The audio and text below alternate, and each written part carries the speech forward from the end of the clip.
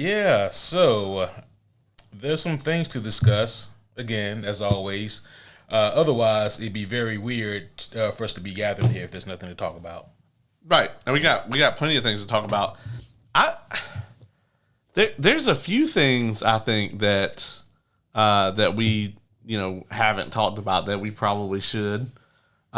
Christopher Nolan's next movie. Have you seen this? Have you heard about this? No. They just announced, I think, this morning. Which, by the way, you guys probably aren't going to hear this for a while. So we recorded this sometime in the past. Sign up for Patreon, you'll hear it immediately. Oh, yeah, exactly. If you don't want to be disconchronobobulated, then get on that Patreon.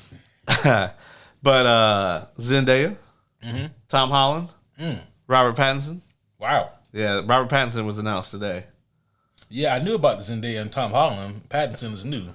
Yeah. Well, I don't know what he's cooking up over there. I know I want to see it, though. Yeah, so we don't know what kind of movie this is yet. We don't know anything. I mean, it's kind of like when Sanderson does his his new books or whatever, his secret projects. I don't need to know anything other than that he's writing it, you know? Yeah. Same with Nolan. Oh, Christopher Nolan's making it? I'll be there. Go ahead and give me a ticket. Yeah. You know? You can charge me now. Right.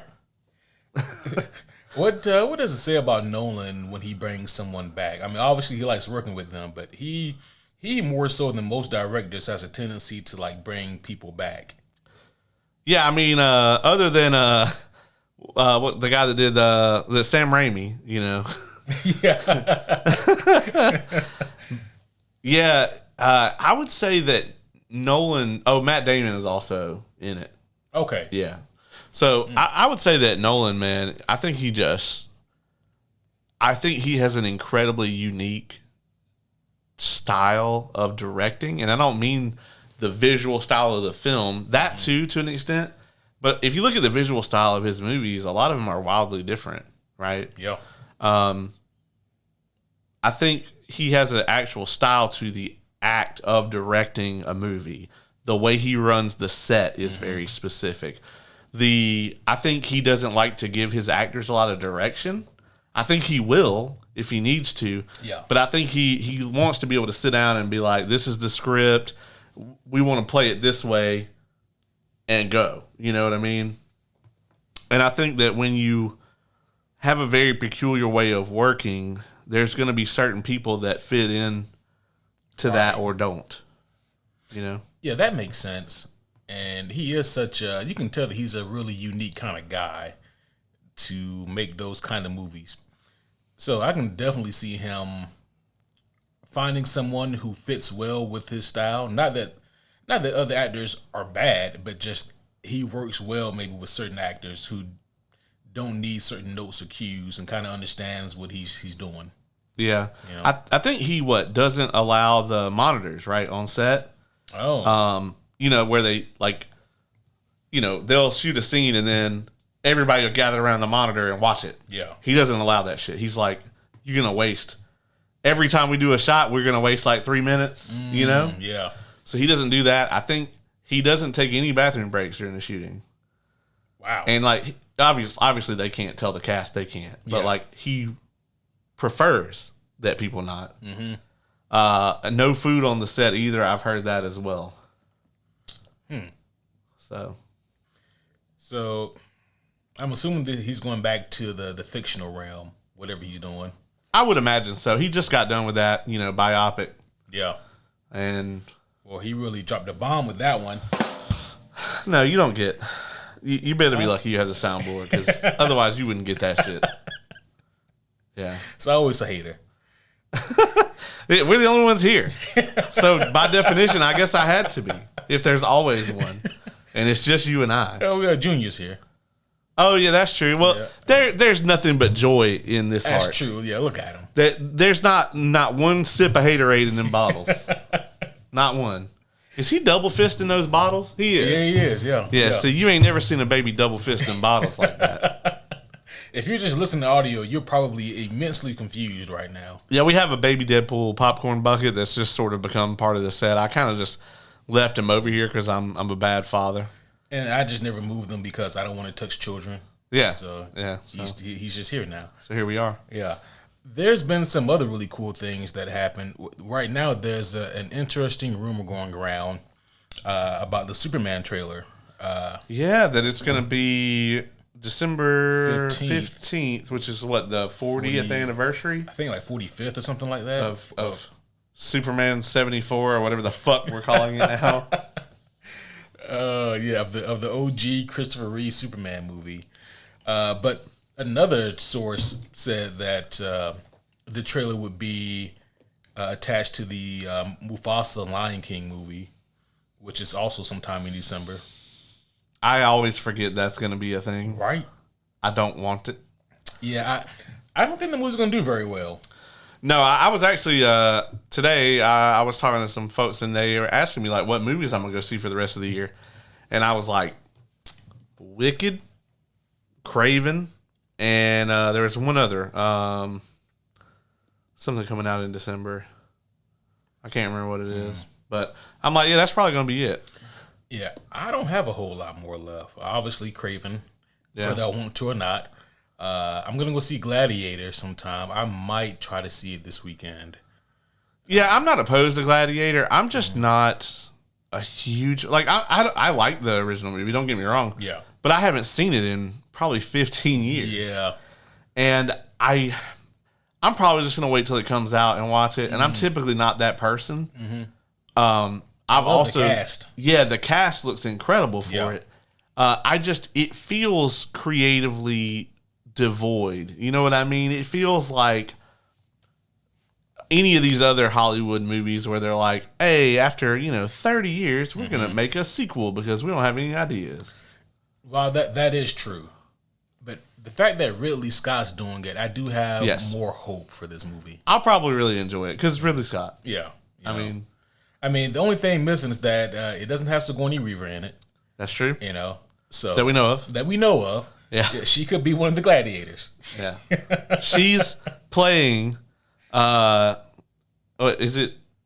she's playing Denzel Washington, who is playing Denzel's character. See, now I'm just confused. She's a chick disguised as a dude who's playing another dude. Okay, all right. So she's taking the Robert Downey Jr. approach, I see. Yeah. Okay. I don't think it's going to go over that way. Probably not. That seems a little too risky. Yeah, it really does. Last week or last episode, one of the previous episodes you guys heard, the Penguin, we talked about a reviewer or a commenter who had I guess questions or comments about our Agatha review. Oh no, have they returned? No, they have not returned. Okay. But then I realized that there's a lot of people who I forgot to whose comments I forgot to mention. Oh, so yeah, he didn't tell me about him either. So I mean, it was the lesser comments, as my co-host has apparently deemed it. Those are not my words. I knew nothing about it though, so I think your comments are just as valid as the people's that we read already. I'm not sure where this is coming from. All of your comments are very valid. Okay. Hence, we're going to go through some of these now. And so we're going to time travel and talk about some of these comments here now. Hey, it's fine with me. He's got to work earlier than I do. That's true. That is very true. All right, so let's go back to... see what's this reality. Here? Yeah, back to reality. So there's a comment here way back from Deadpool and Wolverine. Oh shit! Yeah. So our bad. We owe you some interest. Some of y'all, definitely need get some interest on this. Let's see. Well, there's one that says, I'm not gonna lie. Watched it last night. The shit was a hit. The only question I really had was if she, I'm assuming they mean Cassandra Nova, can rip people's skin off with their bones in an instant. Why didn't she instantly decimate Deadpool and Wolverine when she went into the subway to the Time Ripper? She brought the Deadpool core, but she didn't need them. That's like Vecna needing an army of goblins to kill a party of two. Also, why didn't she kill them immediately when she got up like she said she would? There was no reason to leave them alive from her perspective. But maybe that's just me. So, Is that it? Is that the whole thing? So 2 things here. Number 1, I love your metaphor there. Actually, it was a simile. If we're getting technical, but I love technically correct is the best kind of correct. I love your example that you used Vecna, so you get points for that. However, 2 things. Number 1, ripping either of their skin off won't kill them. It's true, and she knows this. Also, she did. In the event that that's not the sole reason, to me that'd be the primary reason. Mm-hmm. But the secondary one would be more that they technically saved her earlier in the movie, and she did say she wasn't going to kill them. Yeah. She's a psycho, but she's a psycho with, I guess, some sort of moral compass of sort. I don't know. Yeah. She very well could have killed Deadpool and Wolverine if she so wanted to. Yeah, I mean, she could have smushed him up into a little ball and put it in a box. I mean, but ultimately, I don't know why she didn't, but at that point in the movie, there was some sort of mutual understanding, at least on her part. Like, like they told her the truth about, someone that was plotting against her, and then I guess she kind of figured that, she'll repay the favor. So,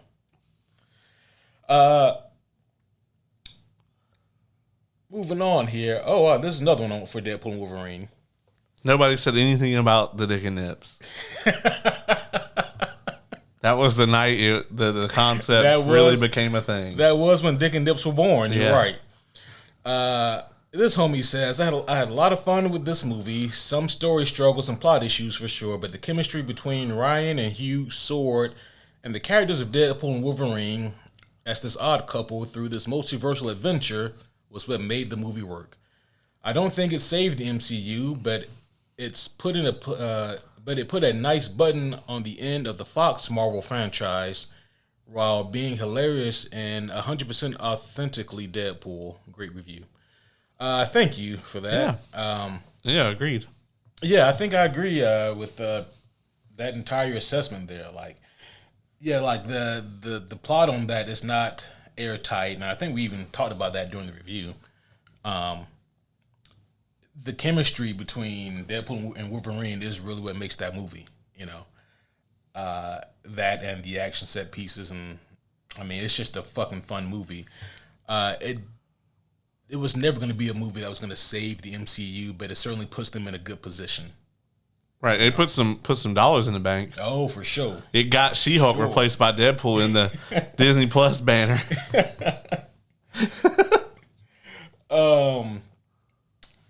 Okay, yeah, we'll go by that one. Let's see. Let's look. What else we got over here? This comment is from the Umbrella Academy Season 4 review. Oh, no. It is just a simple question, short, sweet, and to the point. Why the giant squid? Caleb, why did we get the giant squid in Umbrella Academy Season 4? So if you watched that review, you know that my brain has attempted to purge every millisecond of that season of television from my databanks. And at this point in time, it has nearly succeeded because it took me a second to be like, I was like, what giant squid? Yeah, there is a giant squid. It is completely inexplicable and it makes no sense. And they never explain it.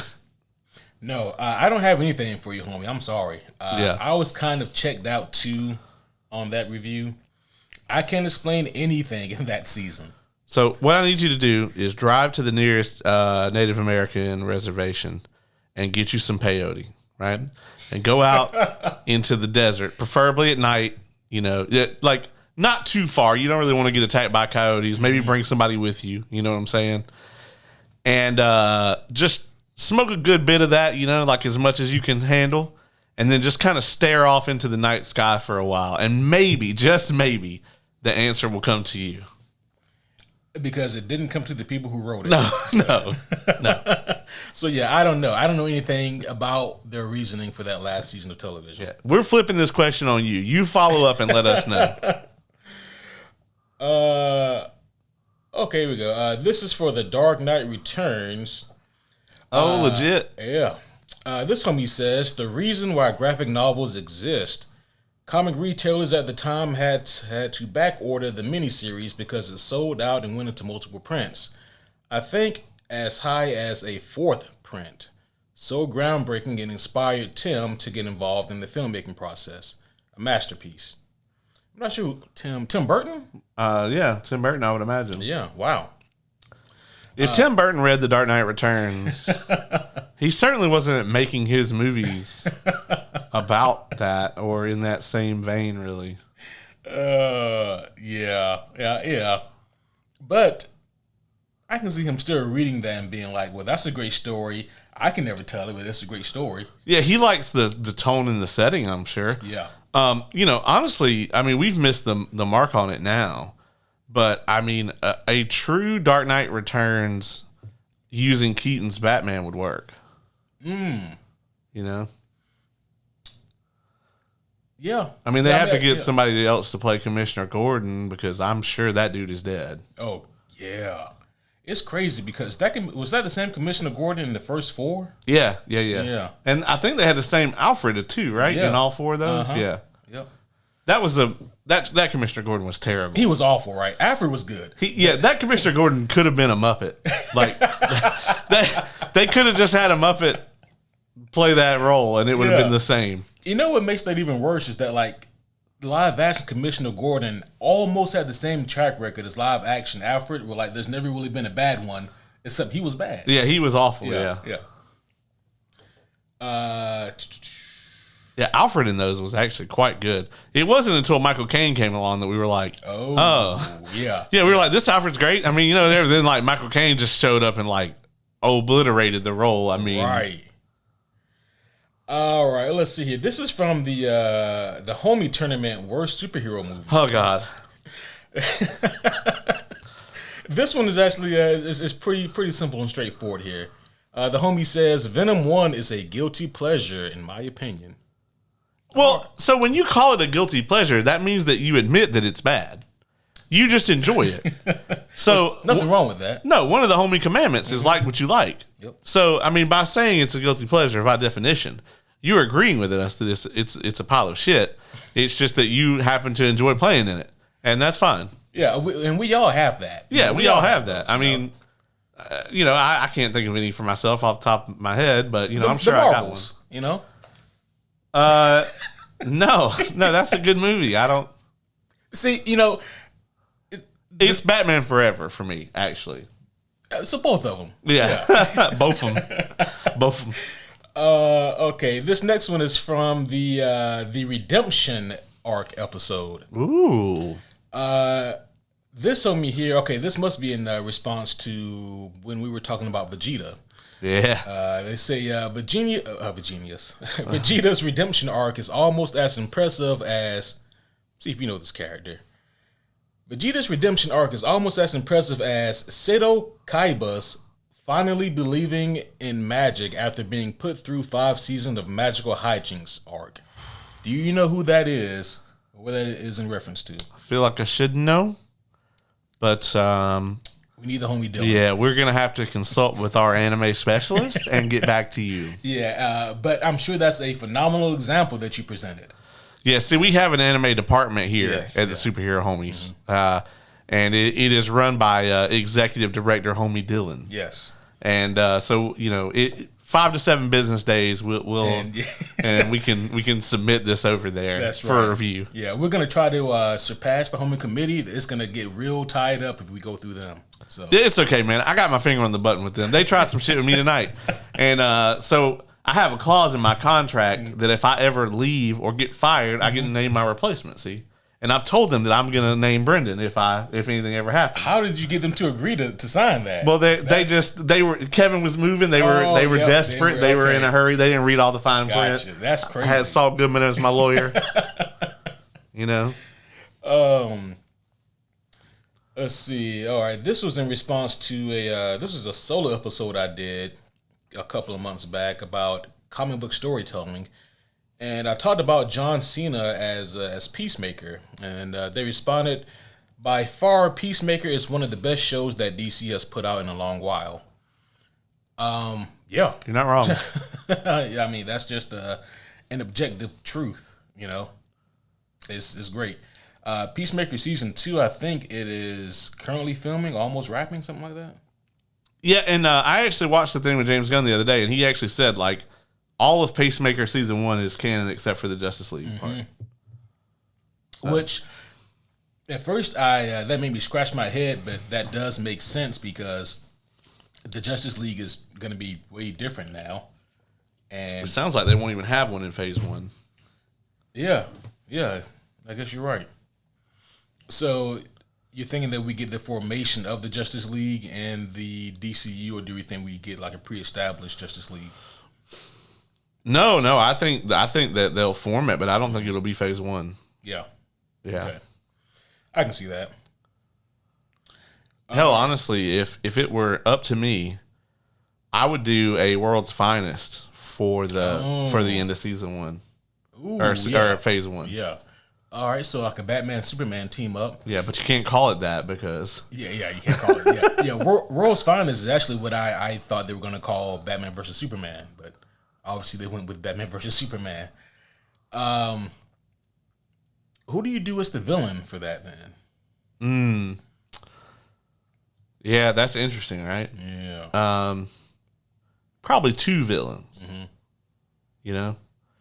Like, you would want someone that would be able to contend with Batman's mind and somebody who'd be able to fight Superman. Yeah. I think Metallo could be fun. Like Metal Guy's got like the Kryptonite heart. Yeah. Yeah.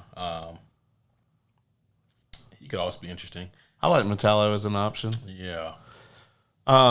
Yeah, I mean, so who cooks up Metallo, though? Or they always could just do straight up Brainiac. Brainiac would be a good villain for both of them, but they could. I feel like that's like a Justice League threat. I was just thinking that too. Yeah. You want to keep that in the pipe, Right. Yeah. Depending on how you want to play it, you could use like a combination of like Solomon Grundy and then throw in somebody else. However you do it, I feel like it needs to give reason for Bruce Wayne to go to Metropolis. right? And that's how they kind of, Bruce Wayne can be Mr. Steal Your Girl and take Lois out. Oh god, that'd be hilarious, absolutely hilarious. Yeah, I mean, I could totally see something where, there's a. It depends on like what they do for Batman and Robin, right? If they use Ra's al Ghul. Oh. Because I could totally see a world where Ra's al Ghul pays a bunch of like scientists to build a fucking Metallo, right? A fucking Superman killing robot. And maybe Bruce is tracking that down, like he's trying to figure out like, where these shipments are going and like what they're what Ra's is up to, and then he ends up finding out like, oh, they're building a Superman killer. Yeah. That could be cool. So, or hell, it could be a Mazo. Yeah, I feel like that's Justice League too, though. Yeah. They already, gimped him in Arrow. He was an Arrow? Yeah, Holy it was a really. So they did.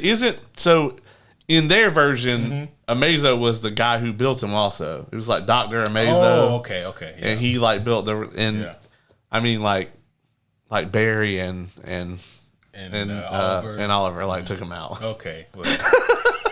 In their defense, it's in Under the Red Hood, right? Nightwing and Batman take out an Amazo, but they did say it was like it wasn't fully functional. Yeah. So, anyway, I think we'll just do one more here. This is the Superhero Homies mailbag. That's right. Keep these comments coming, though. We could do a whole mailbag episode if we get enough of these. Absolutely, yeah. Keep them coming, guys. Comment on the YouTube channel or on any of these social media outlets or at the email superherohomies@gmail.com. And I promise we will get to them when I see them. Yeah. This is in response to the Venom 3 movie. There was a section in that review when we were talking about the Rex Strickland character. Yep. And I said he was an amalgamation of 2 characters, and I couldn't remember the name of the other character. Well, this homie here He's clearly a comic book reader, and he put me on game. He says the character that you were talking about is Orwell Taylor. He was a general that was part of the military division known as the Jury, and they hunt down symbiotes, and they borrow a lot of elements of the character and put it in this character, Rex Strickland. So yeah, that is his name, Orwell Taylor. As soon as I read it, I was like, okay, I recognize that. This doesn't happen often, so thank you very much for this. Much appreciated, for sure. It's rare that somebody shows him up when it comes to the comic book knowledge. I can't keep everything on the tip of the brain at one time. There are some other ones in here, but those were the ones I thought were the most interesting. Not that all your comments aren't interesting. Here we go again. We're right full circle. Those were the ones that were, I thought, conversation worthy. You understand. All right. Well, I think that we have meandered enough, and I think we should get into this thing. So with that being said, homies one and all, welcome back to another very special episode of the Superhero Homies podcast.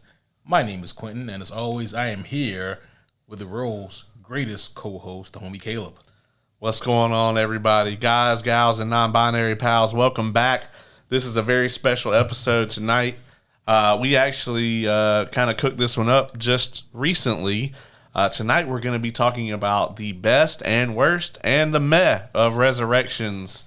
The good, the bad, and the ugly, if you will, of resurrections across all different forms of media. The resurrection trope is, it dates back to the Bible. So Jesus comes back to life. I will go ahead and warn you here. I think I don't have anything on my list that's like really fresh, like last couple of months. Do you?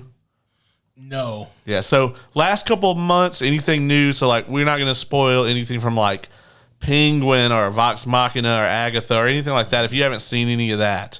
But I will warn you, anything older than, probably this year, there may be some spoilers here because just the nature of talking about resurrections, it's going to be a kind of spoilery episode. Right. So yeah, this is across all fictional media. Yep. Everything. Movies, comics, video games, novels. I don't think I got any video games on my list, but I don't think I do either. Yeah.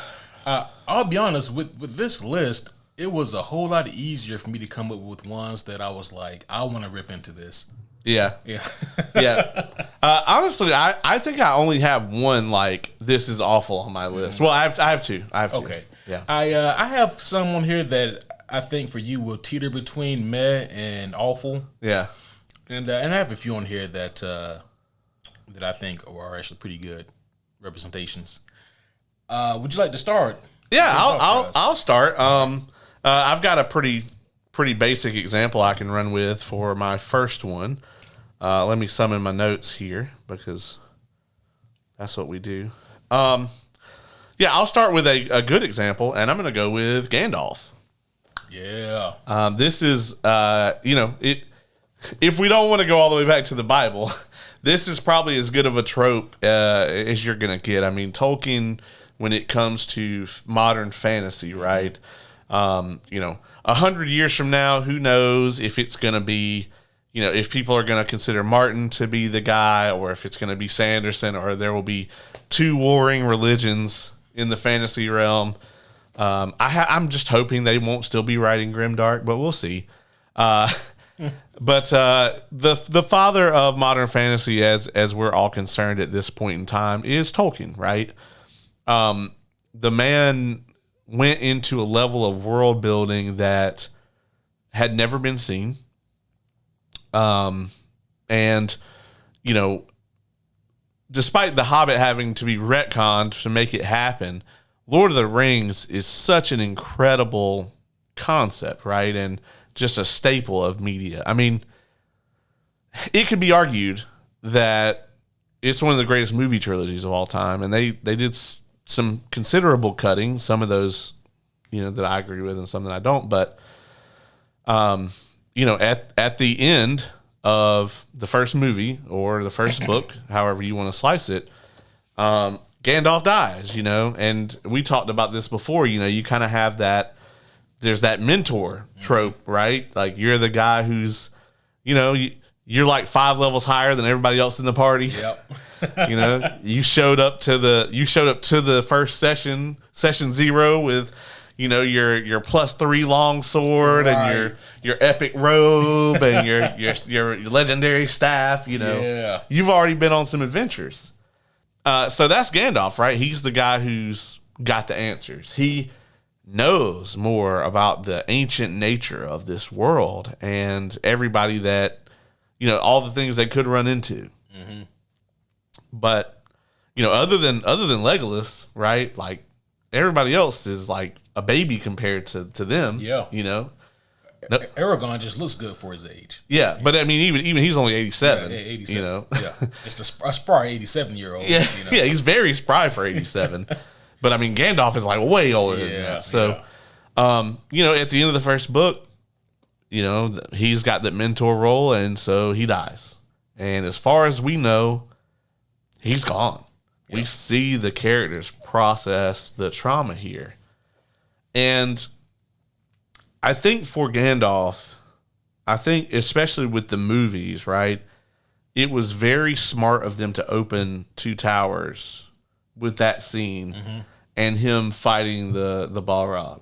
Because I think if he just appeared later on in the movie, I don't think it would have had as much impact. What's up, y'all? Yeah. Yeah, I'm Gandalf the White. Right. Man, I never really read the complete Lord of the Rings trilogy, so the movies were my first foray into Tolkien's work. It is hard to read. I mean, it's hard for me to read. I remember trying to read them in high school, and then I really didn't have the mental capacity or the patience to read a Lord of the Rings book. Yeah. And I remember thinking to myself, if I have to read one more time about them eating some kind of fucking living bread, or I'm gonna throw this book. But no. I mean, the old English style is just tough too. Yeah. But so I remember watching the movies, and honestly, it wasn't until Return of the King was like in theaters that a buddy, actually Michael Powell, I think you know him. Yeah. He and I we were pretty cool in high school, and he convinced me to watch the first two. He had them on DVD, so he lent them to me, and so I watched them, and I was like, oh, it's actually pretty damn good. Yeah. But seeing Gandalf bite it at the end, I was like, well, shit. There goes Magneto, was my thought. But then, seeing him come back was really epic, and again, I do think it was the right call, like you said, to kind of introduce that facet in the beginning of the movie. If for no other reason, I don't remember. Maybe you do. Did they spoil that in the trailers or promotional material? No, I don't believe so. I don't believe they showed him at all. Yeah. And now, I mean, obviously, this is a 100-year-old book, so right. Not 100, but close enough. And it's one of the best-selling books in the world. Yeah. I mean, I think it has sold like in the billions with a B. Jeez. Yeah, like it's up there. I think it's actually one of the top English works globally. So damn. Yeah. I feel like we could top it if we put our minds to it. Yeah, I mean, Dick and Nibs, a homie saga. Little do we know, 200 years later, still the best-selling book of all time. Yeah, of all time. Of all. A memoir from the superhero homies. Yeah. But I thought the way that they handled this was really, honestly incredible. Like, the way it's presented in the films. And Gandalf, when he shows back up, he also is not this. He is the mechanism by which they can get around Saruman's bullshit. Mm-hmm. But he is not like this, game breaking, sort of element to the story where he's just OP and destroys everything. Yeah. Right. Now he is immensely powerful. Of course. Yeah. But yeah, and I also love how he shows up and just scares the shit out of people. You know? Yeah. It's like you don't have to yell at them with the bright light and all of that. You could just be like, "Hey guys." Yeah, I mean, there's a couple choices, and that aren't related to the resurrection. Like, that scene in the movie that has gotten a lot of attention lately, where it's in the extended cut of Return of the King, and there's a portion where the Gandalf has just so it's the scene where they're trying to return from where they retake Osgiliath, and it like goes terribly, and like everybody gets killed. Yeah. So that scene where they're returning, the ring wraiths are like chasing them, and like Gandalf comes out with his staff, and he like chases the ring wraiths off. Yeah. Well, right after that, in the extended cut, the Witch King lands on like the battlements of the tower, and he like destroys Gandalf's staff. And there is no way that he could do that, like just from a power level. But it works in the movie. Yeah. Like the movie doesn't have all the context of like this staff was created by the elves, blah blah blah, and Gandalf is a direct servant of like the Maiar, blah blah blah, and the Witch King is just some dude. I mean, obviously he is enhanced with Sauron by Sauron, having turned into a wraith, but like for the most part, he's just a motherfucker that succumbed to a ring. Yeah. But yeah, I mean, ultimately, I think the resurrection aspect of it, I thought that they did it in a way where his death was still impactful, and him returning didn't undo that because the consequences of him dying still exist. Yeah. Like he dies at the end of Moria, of that section of the story, and then the way that the characters play out, like the way the story plays out, right, for the next several, I guess arcs after that, it's kind of because of him dying. And you have to think about how much different things would be if he had survived that encounter. Like if he had escaped with the rest of them, Yeah, they probably never even would have split up, to be honest. Yeah, that's what I was thinking. Yeah, it would have gone wildly differently. Incredibly differently. And, I mean, this is just the nature of storytelling, but you have to wonder, like, would it have been for the better or for the worse, I think for the worst. I think from the moment that we meet our characters, most of our characters in the Fellowship, they are under the protection of this ancient, super powerful, basically angel. Yeah. And so removing that and seeing them go through the things that they go through without that level of protection, I think is a huge part of all of those characters, really. Yeah. Agreed. Gandalf, great choice. Very powerful resurrection. That's just a great choice. I figured we'd start off with a softball. So. Yeah.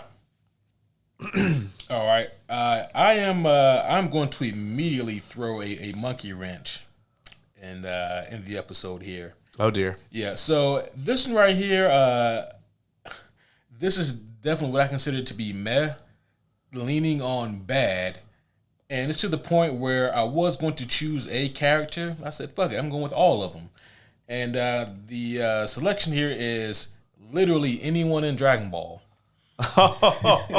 Oh, it's funny because I thought you were going to say something else. I have one on my list that's literally anyone, but it's a different franchise. Okay. I love Dragon Ball Z. I love Super. I mean, I love the franchise, and it has brought me at this point decades of joy. I love it. However, I would be remiss if I didn't mention that there are some things that I at times don't like. One is the introduction of power level and then fucking off with it. And, yep. And two is the fact that, dare I say, even more so than comic books, death means nothing. Yeah. In the world of Dragon Ball. Because all you have to do is gather together these 7 mystical orbs, summon a dragon, they can bring your loved one back. And if for whatever reason those Dragon Balls can't do it, you can go somewhere else that has Dragon Balls that can do it. Especially the universe ones. Oh yeah, yeah. If you got those, you can do anything. And it's to the point where, kind of like how high can power levels get before they become redundant. Like how high do stakes have to get before you really worry for any of the characters in the series, when you have this huge MacGuffin just laying in the background in 7 different pieces. You get these things together and you can bring back anyone. So the first time that I watched Dragon Ball Z was obviously when they came to Toonami back in the day. And, we started off with the Saiyan saga. And it's amazing that the show took off as good as it did, because we didn't get Dragon Ball first here. We got Dragon Ball Z first. Right. And we started off with the Saiyan saga. And almost immediately, our main protagonist dies. Yeah. Yeah. And he goes to Home for Infinite Losers, as it was called in the American version, and he's that felt different at first, because he has a ticket to get home, but he's got a race to get back before his companions die. And then, especially as a kid, seeing the Saiyan saga for the first time really felt special, because you see guys like Tien and Yamcha and Chaozu and Piccolo, you see them all bited.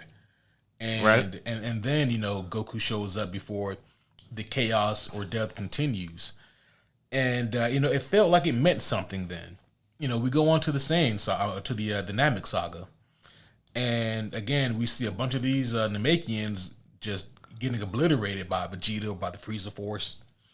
And, we even see eventually Vegeta get his ass handed to him by Frieza in a completely non-necessary way. Frieza just could have killed the man. But by this point, Piccolo is back to life, and that felt really cool. And then at that point, I think it kind of resonated with me that death in Dragon Ball, it's not like oh my goodness, they wrote this character off. It's like they're benching this character until they need them again. Right. And so I kind of just maintained that whole mentality about death and resurrection in the Dragon Ball saga. And the thing of it is, man, it's like a lot of these deaths can be impactful, but you do take the sting out of it with these constant resurrections. Nobody stays dead in Dragon Ball except for sometimes Goku when he wants to really be a deadbeat dad. And so he did stay dead for what, like 6 or 7 years or something? Yeah. Mm-hmm. Knowing that he had a kid, 2 kids at that point, So it's like, okay, Goku. But yeah, man, what? How do you feel about the usage of resurrection in Dragon Ball Z? So it's actually interesting because one of the good I have on my list is actually Frieza. Wow. Okay. Specifically, the way that he was handled in Resurrection F. Mm-hmm. Spoilers for that movie. Frieza comes back to life. If you can tell by the name. Just because I think that it plays well in the movie. Mm-hmm. Like, Frieza is obviously a villain that I would say when they brought him back the first time, it was unnecessary, but I see why they did it, right? Mm-hmm. So, when Goku fought him on Namek, honestly, the way everybody would want that to go is that Goku beats him and that's it, right? But it doesn't quite go that way. And when he shows back up, they really wanted to demonstrate how powerful Trunks was. Yep. Because it's like, okay, we just spent this whole arc talking about the legendary Super Saiyan, and Vegeta's out here going crazy trying to like hit himself with a meteor storm and shit. Yeah. So he can become a Super Saiyan. And then all of a sudden, this dude just pops out of nowhere, and bam, he's a Super Saiyan, and he just obliterates Frieza, who we just spent, 20-something episodes fighting. Right. So it was important for them to show that, and I get it. And then we got a nice, very long break before we got Resurrection F. Yeah. And I thought the way that they handled that was quite cool for Dragon Ball, who typically is just like, you got to think, it used to be a season to go collect these Dragon Balls. Yeah. Now it'll be like in the middle of like one of the movies, they'll be like, yeah, we went and grabbed the Dragon Balls just in case. We just went and got them real quick. Yeah. Half the characters can teleport. Right. Goku, technically, with the radar, can just instant transmission around and get them all. Yeah. So. And also, the Dragon Balls used to grant one wish, And at this point, like, I really wish that one of the wishes you couldn't do was resurrection. I think they would have really heightened the stakes, Yeah. I do agree, though. Frieza's resurrection was it was a cool thing for them to do in terms of, like, what Frieza did in that part of the Dragon Ball saga. The more I think about it, though, I think about how them not using resurrection has been a powerful tool for storytelling, because Future Trunks is just a great example of that, Yeah. But maybe it's also because I like grim, dark stories. Yeah. And they don't get much darker than Future Trunks is. That's true. Yeah. I mean, obviously the worst, I think, example of it with the Dragon Ball franchise is, have you seen the new movie? Have you seen Superhero? I still have not seen that. You can spoil it, though. Okay, well, they bring Cell back in that movie, and it's really fucking garbage. Like, Bio Broly is a better Broly movie than That's the Cell movie. It's terrible, dog. Holy shit. Yeah, they have Cell Max, and literally it just plays out like a Temu version of when Gohan fought him the first time. Wow. It's terrible, dude. And, like, I don't want to speak ill of the dead. Rest in peace, Akira Toriyama. But Akira Toriyama was like, this is the essential Dragon Ball film, and, like, talked it up like it was just this incredible work of art that they had, put together. But it's literally a 90-minute, like, bottom of the barrel at the, bargain bin of the gas station version of the Cell Saga. Without any of the nuance or any of that. That's awful. That is, yeah. Piccolo powers up and gets a new form. I think I've seen pictures. He's like orange Piccolo or whatever, yeah. And that was cool. Uh-huh. That was a cool part of the movie. And then Gohan just gets a new form because he needed it. He just has it. He has yet another form, and literally they have it go about the same way. And he's fighting, Cell Max. Cell Max just sounds like I have all 5 bars on my cell phone. It's terrible. It's absolutely dreadful, yeah. That sounds awful. Damn. Yeah, I keep telling myself I'm going to watch it, and it might be pushed back a little bit more. Yeah, you'd be wasting your time. All right, man, what you got next?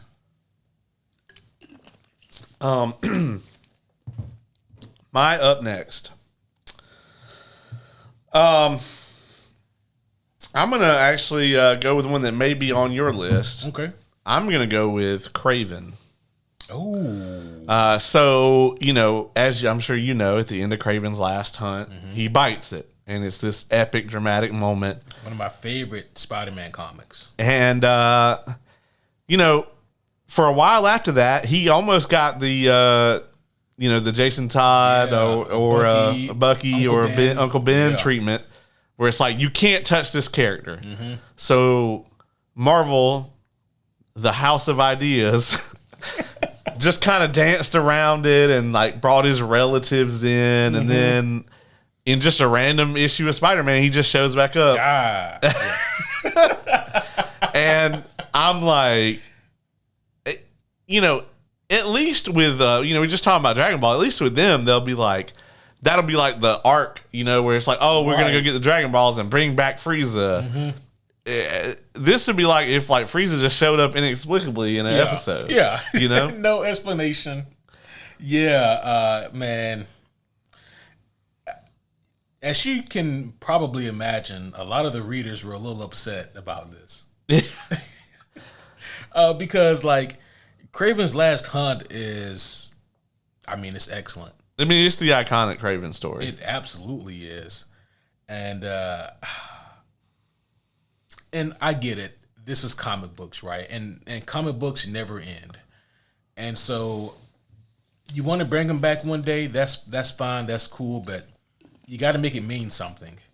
You know, Right. it has to mean something. And so like you really have to think about what you're doing with things like this. Like you just can't bring back Craven because you know what would be really cool if Craven was still alive. You Right. know?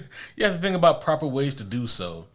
And I think about it like this: the way that you want to bring someone back, is it even half as impactful as the way they died? Right. And if it's not, then you might want to put that on the shelf until you can think of a really impactful way to bring them back. Yeah. Is it going to fulfill a purpose? Right. Like, you know, if that character had a full arc, then you have to have a good reason to want to bring them back. Mm-hmm. There has to be something for them to do. Yeah. Either for themselves as a character or for the characters around them. Yep. They do a version loosely of Kraven's Last Hunt in the most recent Spider-Man game. Obviously, like it's kind of cut short and compiled due to the Venom stuff in that game. Right. But what they do with Kraven in that, and like no spoilers, it is very final. Like you won't be seeing that motherfucker in the third one. You hope. Yeah, I hope. I said that way too definitively. But yeah, man, like, and then that's the thing. Like, there's so many instances of that in comic books where like the writers or the companies who are at the head of, or the people who are at the head of these companies are just like, yeah, let's bring back so and so, and we'll fill in the blanks later. And sometimes the later never comes. Right. Yeah. So Kraven was, that was awful. Yeah, I figured that one would be on your list. Yeah, it probably should have been, but like I was like, you know, I just can't. I can't. What you got, brother? All right. We'll go ahead and do this one too. I'm gonna say get it out of the way. This is actually a really good one, but it's obvious. Okay. Jason Todd. I didn't put him on my list because I knew 100% he would be on yours. Yeah. I mean, when it comes to comic book character resurrections, they don't get much better than this. I mean, right off the top of my head, the only one who I can think of who was close would be Bucky. Yeah. They are the gold standard. They are. For sure. But I think that this one, for me, I think that even better than, you know, I hate to say it, even better than Winter Soldier, you know, Under the Red Hood is just such a tremendous, you know, story. Yeah. Because what it means for Batman, what it means for Jason, what it means for Nightwing, what it means for the Joker, what it means for Ra's. I mean, all of the drama that gets, you know, intertwined between all of them because of Jason's death. Yeah. And just the way that it all plays out. And, you know, the idea of Under the Red Hood, you know, that the Red Hood himself is the villain of the story. But like with most great villains, you can understand where they're coming from. Mm-hmm. And a lot of times, you know, it'll be like, well, you know, my loved ones were killed or whatever, so I'm going to go out and kill people. Right. You know? But this is like, no. It happened to him. Yeah. You know, this motherfucker beat him to death with a crowbar. He was there for most of that. Yeah. So, you know, it's hard not to empathize with him. Mm-hmm. You know? And he really sums it up so perfectly, right? During like some of the final moments of that story where Jason says to Bruce, I don't blame you for letting me die, but why is he, the Joker, still alive? Yeah. You know? And that's really what it's all about. Like, above all else, Jason, he's kind of heartbroken that like his father figure didn't avenge him when this embodiment of evil took him from him. Right. You know? And so Jason just can't fathom the idea that the Joker is still alive after what he did to me. Like, you allow him to still live And so he took that, and obviously with the mental side effects of the Lazarus pit, especially on someone who was actually dead, like not on the brink of death like Roz usually is, but someone who's dead, Right. just really fucked with his mental state. And so you compile all that together, you have someone who's extremely angry, someone who's saddened, someone who's not really in the right state of mind. And yeah, I'm gonna show Batman how this is done. I'm gonna show Batman what he should have done, and that's what he does. He goes out and he murders a bunch of thugs and goons and try to set things right his way. But along the way, he wants to teach Bruce a lesson. And it's just one of the most powerful stories in Batman comics. And Jason's resurrection was just, I mean, and everyone agrees, like, he's so much better now than he was than before he died. Right, yeah. Yeah, I mean, they killed him off because he wasn't a great Robin. You're right. I mean, him as a follow-up to Dick Grayson was, laughable. It was, right? And granted, that's like, it's what they would call like the death spot on a wrestling card. You know what I mean? Yeah. Like if Rock and Hogan just wrestled at WrestleMania 18, you don't want to have to follow that. Right? No, it didn't go well. That's kind of how it was when you have someone follow the footsteps of Dick Grayson. He was just like, I mean, Dick Grayson at that point already was super popular, and he had moved on to the Titans by that point and became Nightwing, and he was just the guy. But people loved Dick Grayson, but people also still thought that there should be a Robin. And so I think they got Jerry Conway, the same guy who wrote the Death of Gwen Stacy arc. He created Jason Todd. And he didn't stay on for the whole run, obviously, but Jason, they wanted to make him different from Dick Grayson, which, it's understandable. But so instead of having him be like this kind of funny, quippy, jovial asset to Batman, Jason was aggressive. He was kind of big-headed. He was a bit angry. He didn't listen as well. And fans, granted, some of it was unfair, but fans just didn't take to Jason. A Carol Danvers, if you will. A little bit, yeah.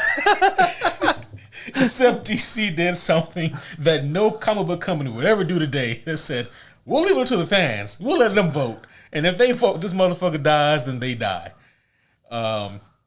Which I can promise you, Marvel or DC would never do that today. They're way too afraid of the consequences. I was going to say, could you ever see, could you imagine if the MCU was like, do you want to see Carol Danvers die in the next movie?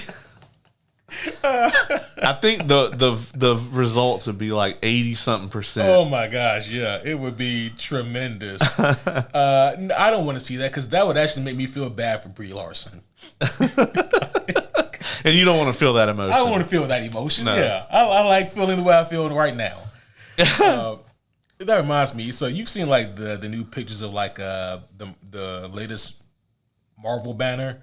Yeah. And how they replaced She-Hulk with Deadpool.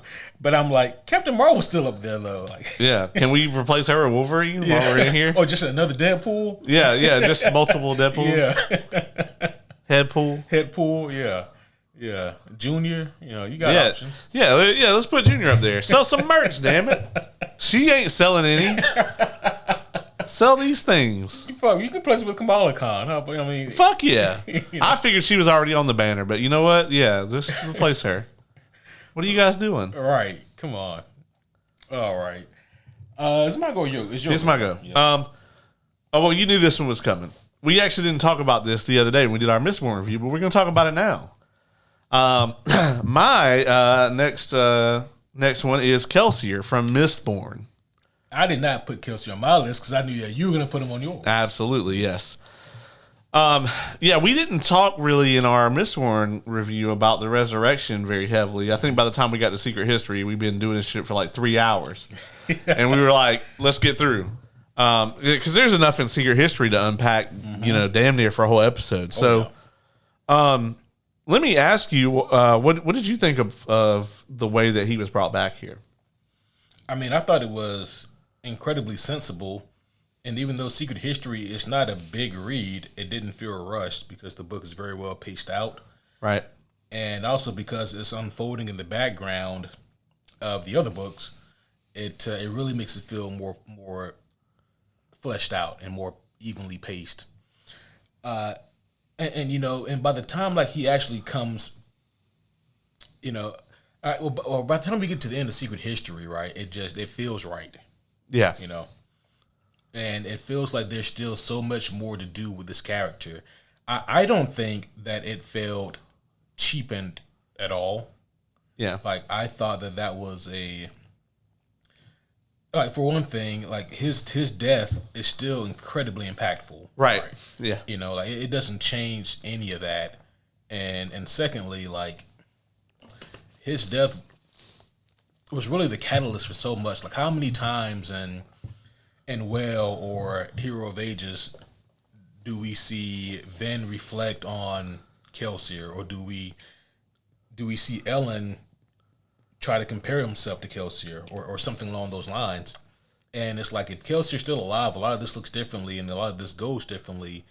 But because he's dead for all of that, it really just it enhances the stakes. It lets you know that death is a real thing, and it just adds a weight and gravity to the story. And when we see him again in Secret History, it's like I said in the Mistborn review, it feels like visiting an old friend again who you haven't seen in a long time. Yeah. And you almost forget how much you enjoy this character. Right. And then like he gets to do all like the classic Kelsier shenanigans, and it's just tremendous. And so by the time you get to the end of Secret History, man, you're stoked to see what could come next for this character now.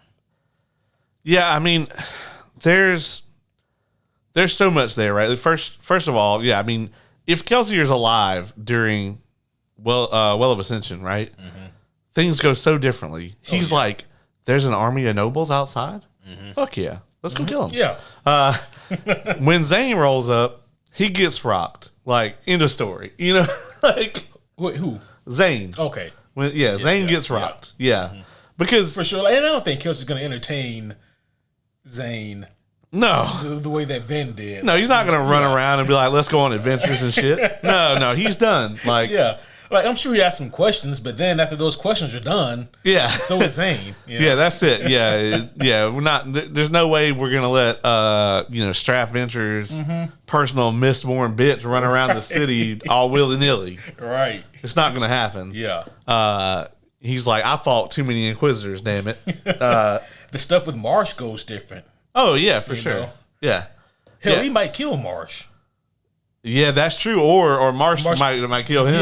Yeah. It depends. That's true. It depends on when it happens. When it happens, because like by that third book, man, Marsh is like, dog. Marsh is unbelievable. It's got to be in Well. It's got to be in Well. Yeah. He's got so much power by the end of by Hero. I mean, I think that one of the things also that works out so well for his resurrection is just so earned. Mm-hmm. It's not easy. Yeah, I've heard Kelsier described as, he couldn't be gone. He's too angry to die. And that's kind of what it is, right? Is this like he's staying alive through this like sheer force of will. Mm-hmm. And it also costs him, which I think is really important for a lot of these, is there's a significant cost to him for staying. Yeah. He is not really truly alive. Mm-hmm. He's kind of Agatha at this point. He's kind of he's just kind of a spirit that's here. And there will be other shenanigans that come up. I can't spoil them right now because he hasn't read much further than this. But yeah, there's other shenanigans that come up. But yeah, I mean, basically the entire novella is him trying to get back. Yeah. And like I said, it never feels cheap. It never, it never cheapens his original death at all. And I know Sanderson really struggled with whether he was going to bring him back or not. He's talked about that kind of at length because when you have an amazing death like that, you always run the risk of, undermining it or whatever. It's like, I mean, this is a great character. I want to do more with them. And people would like to read the character. Because everybody that reads that trilogy, man, when you go into that second book, I mean, there's just a giant hole there to be filled. Yes. And it does get filled. I mean, there are amazing characters that fill out that roster, but you always miss Kelsier being there.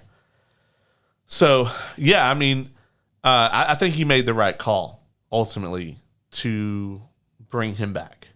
Knowing what I know, it's going to be very interesting when we talk about this again.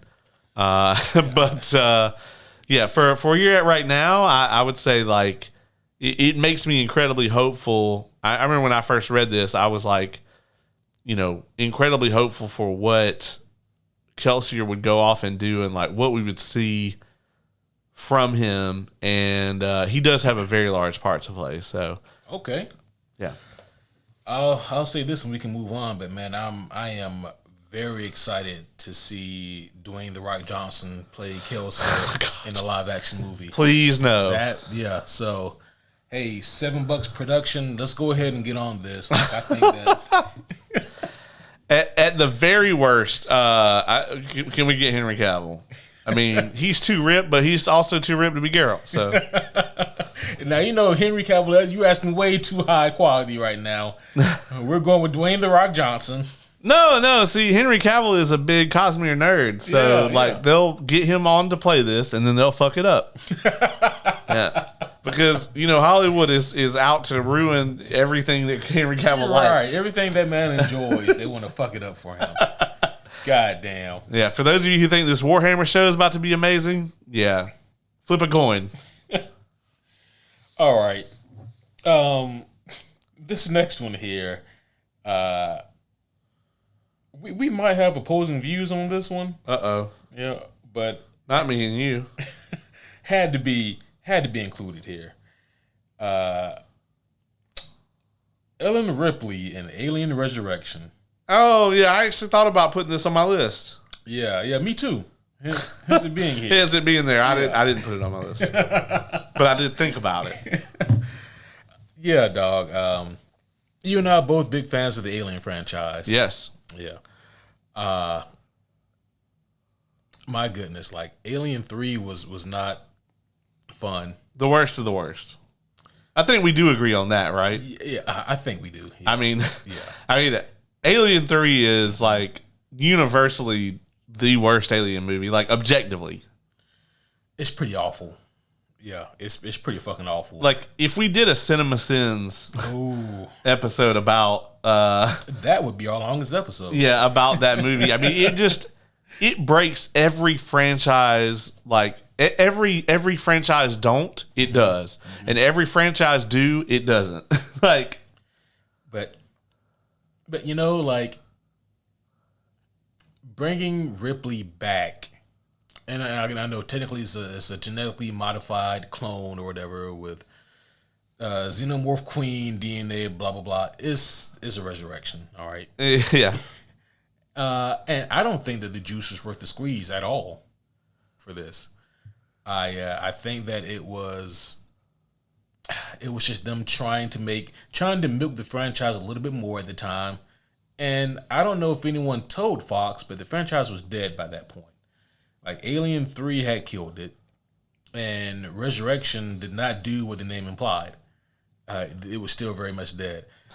It's still great to see Sigourney Weaver back, but damn, man, like she can only do so much with a script like that, and just turning into her. I think I mentioned this when we did our Romulus review. But like just turning her into like the Bruce Willis of the Alien franchise was not the move, where she starts off like a normal, understandable, relatable person, and then by the end of the franchise she's a fucking superhero. And it just it felt like a parody of the character that I knew from Alien and Aliens by that point. Yeah, I mean, counterpoint to that. Mm-hmm. I don't think she's supposed to feel like the same character, right? Like I don't know that was their desire, right? I mean, I think the way that she plays it is actually, I don't know about brilliant, but I think it's nuanced.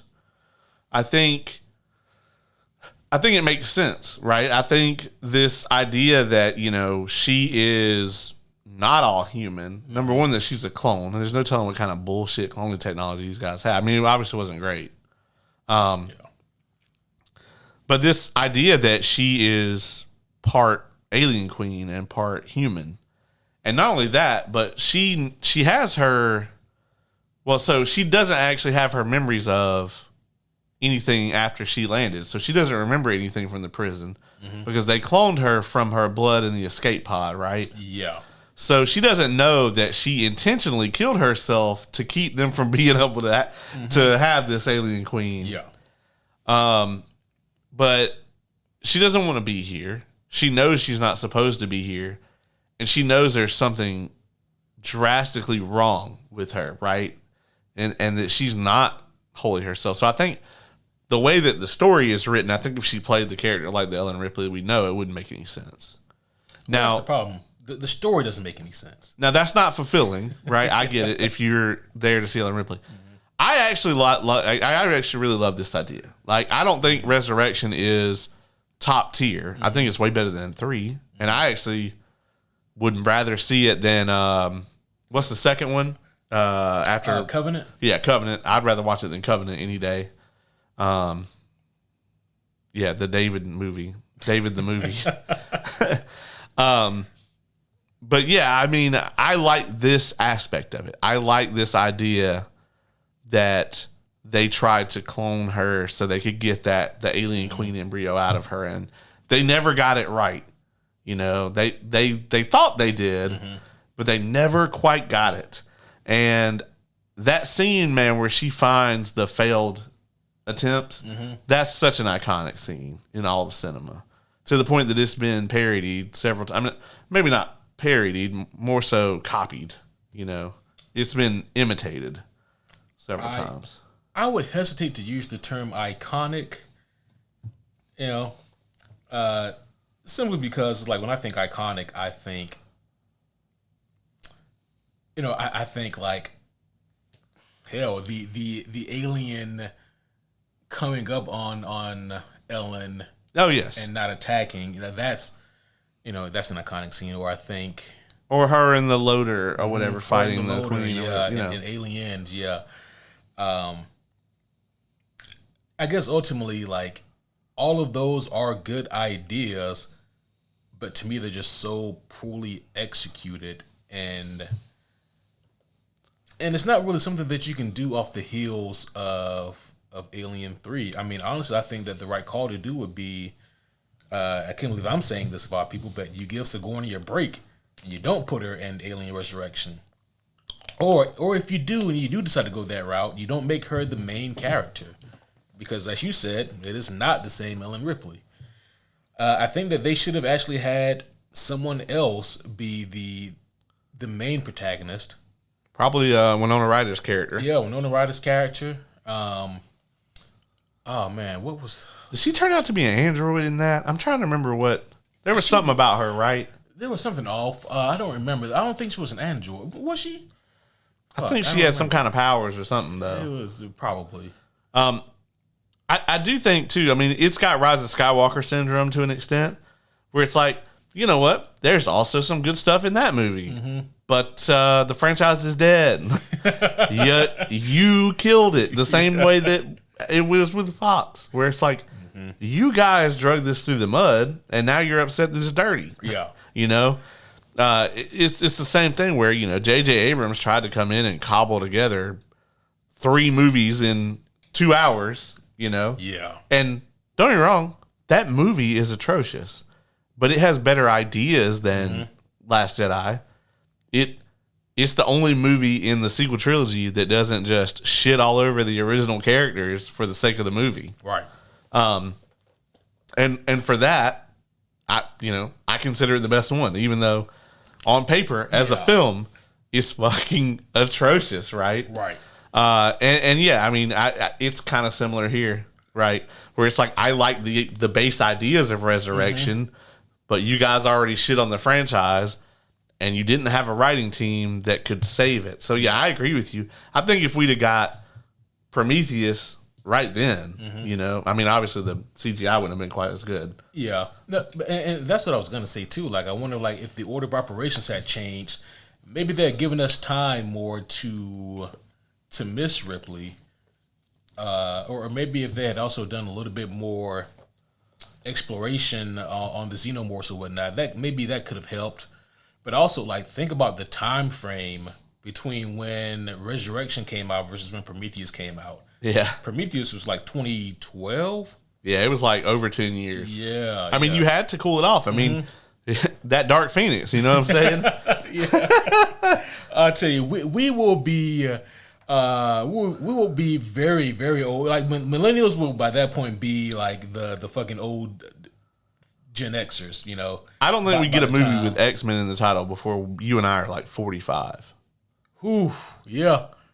That's painfully accurate. Yeah.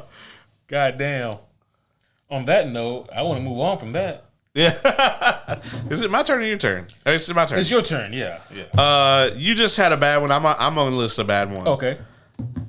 Every single motherfucker in Fast and the Furious that comes back to life. For any reason. Okay. Listen, if you don't like Michelle Rodriguez, you can just say that. All right. She comes back to life. She dies in everything, actually. She comes back to life every now and then. Didn't they bring her back to life in Resident Evil 2? I think they did. Yeah, like she comes back to life at the end of D&D. Yeah, she's the female Sean Bean, right? So he doesn't always come back. He never comes back to life. Yeah. He dies in everything, but she does too. But she often comes back to life. But, I went looking it up, and there's like 6 fucking characters in that franchise that they just have done brought back to life. Wasn't it like the guy from Tokyo Drift, right? Yeah, he dies, Yep. and they just bring him back. And the thing about that franchise is they never explain any of it. Like, the person just shows up. Yeah. They're like, oh, you're back. Right. And then, they're having coronas before too long. Yeah. Yeah, man. The Fast and Furious franchise, I am astounded, one, at like the budget of these movies. Like, these are expensive movies to make. They make a lot of money overseas. And that part, right? Yeah. I'm always surprised at how much money these movies make. Like, what is it about?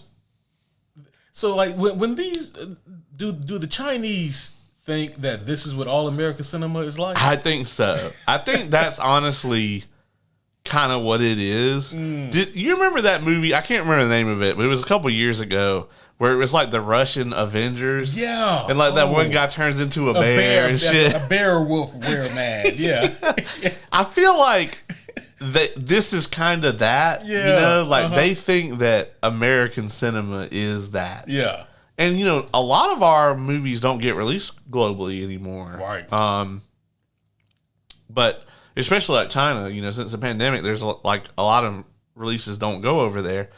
But yeah, I mean, when you look at the last couple Fast and Furious movies, man, they make like something like 70-something% of their haul overseas. Yeah. And it's typically your like less developed countries. And I'm guessing it's just because of the effects budgets for these movies. Yeah, the spectacle. Yeah.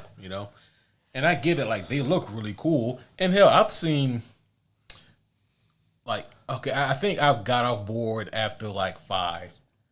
And honestly, I think that's where the franchise probably peaked. Yeah. That it's like, okay, this shit is utterly ridiculous, but they did some cool shit. So 5 is the only one that I would even put in the I like it column. Yeah, right. All the rest of them range from like to fucking garbage. And they just find new ways to top themselves with the bullshit. Yeah, I mean, and they have their own rules. Like, you can fall from any distance, but if Vin Diesel drives his vehicle under you, you're safe. You're safe. You're not gonna break a leg. Nothing. Yeah. You won't chip a tooth. Right. Nothing. You won't need a Band-Aid. Bro, like, these motherfuckers don't even race no more. They just save the world from whatever. I think it was like 2 movies ago that they like drive the car into space.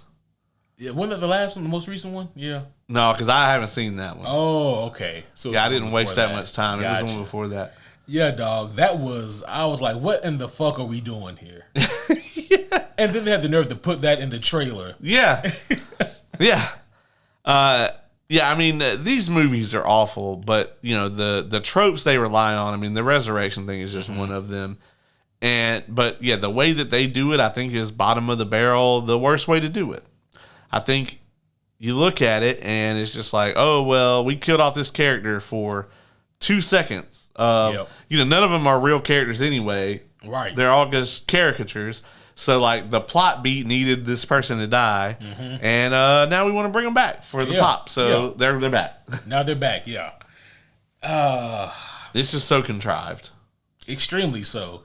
I'm sure it's not the same people, but like whoever writes those movies, man, like I hope they're getting paid well.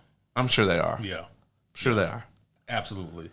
This is like random and irrelevant to this, but did you know that Tom Cruise is the same age right now that Ian McKellen was when he played Gandalf the first time? And this motherfucker about to like run down a plane in the new Mission Impossible. I did not know that. That is crazy. Right? Yeah. Yeah. So Ian McKellen, he was like what, 57? Let's see how old Tom Cruise is right now. That's yeah. wild. Tom Cruise is 62, bro. He's 62? Yeah. Holy shit. Yeah. Tom Cruise. Yeah. Tom Cruise was born on July 3rd, 1962, and so he is 62. That's crazy. Yeah. Born in 62 and now he's 62. Jesus. And Ian McKellen is 85, and it's let's see, Fellowship came out in 2001. Was it 01 or 02? 01? Yeah, Fellowship came out in 01 because it was 01, 02, 03. So, so that's 23 years ago. So yeah, 62. Dog. I just blow your mind right now. Yeah, because you like, there's certain people who like for me have just always been old. You know, and Ian McKellen's one of them. He's one of them. Him and same thing, Patrick Stewart. Patrick Stewart, Sean Connery, been old forever. Yeah, Morgan Freeman, like they've always been old. Yeah. Well, Morgan Freeman looked old in Shawshank, bro. Like, and that shit came out in like the 90s. In the 90s, yeah. That's crazy. Yeah, Morgan Freeman got like the reverse bite don't crack. Like he just looked old forever ago. I'm sure photos of Morgan Freeman as a child exist, but in my mind, he's just a smaller human with that same face. The same facial structure, yeah. And the same voice, too. And the same voice, yeah. Yeah, there's no way this baby cried out the womb. He just came out he monologued. And be like, he was just like, well, that was eventful. I finally made it into this mortal coil. Yeah. Somebody get me a towel. It's cold as shit in here. I think my mother should name me Morgan. And the doctors are like, yeah, whatever. Get this baby the fuck out of here. Get this talking baby the fuck out of here. Get this 47-year-old baby out of here. Yeah, it's weird, right? That, you know, there's just like, it's just like certain people, they've just always been old. Always, yeah. What was it? Steve Martin, I know he said that he would dye his hair white. So that when he actually got old, so like he always looked old, but then he dyed his hair, and then when he actually aged, like, nobody thought anything of it. Yeah. Yeah, and now like Ted Danson looks just like him. It's hard for me to tell them apart. Yeah, that's just crazy though. Tom Cruise, 62 years old, still doing Mission Impossibles. Yeah. I think they just got one more though, right? I think so. For realsies this time, they promised. Yeah. This mission might actually be impossible. Yeah. I think it's your pick. Yeah. All right. Next up, I would also be remiss if I didn't do this one, guys. So this is an example of one that was done extremely well in the pages, not so much in live action. Talking about Jean Grey, aka the Phoenix. Ooh. So, and it doesn't matter which live action you're talking about. It's just bad and worse. So, some of you guys might recoil at the fact that I'm making you relive the Phoenix Saga. But once upon a time, the Phoenix Saga was considered one of the greatest X-Men stories. Actually, still is considered one of the greatest X-Men stories ever penned. And I mean, for good reason. So, to give you guys the elevator pitch on what this is and why it's so impactful, the X-Men, they were doing some kind of mission out in space. And they had to go through like this cosmic storm with like this extreme radiation. Jean Grey was the only one who had the capability to withstand the radiation and protect the jet as they were to fly it back home.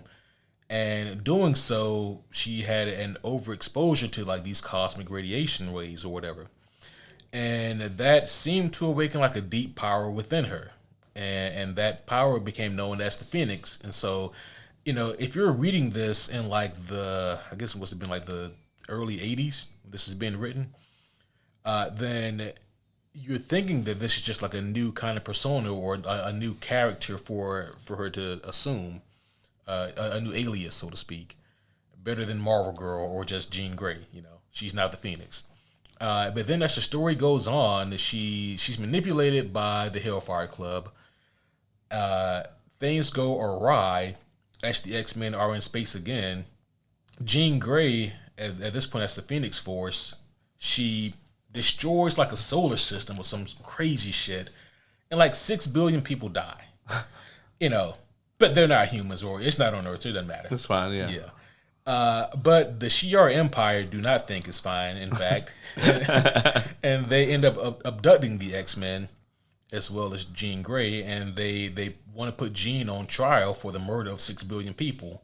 She might be able to get away from like a couple of those murders that she committed, but probably not the other 5 million. And Xavier comes up with the idea who's like, oh, fuck, they're going to kill my students. Or at least Jean. And so he's like, I demand trial by combat. And so that's what they do. So it's like the Imperial Guard of the Shi'ar Empire versus the X-Men. And all the X-Men, they get eliminated except for Scott and Jean. And they're literally fighting for Jean's life.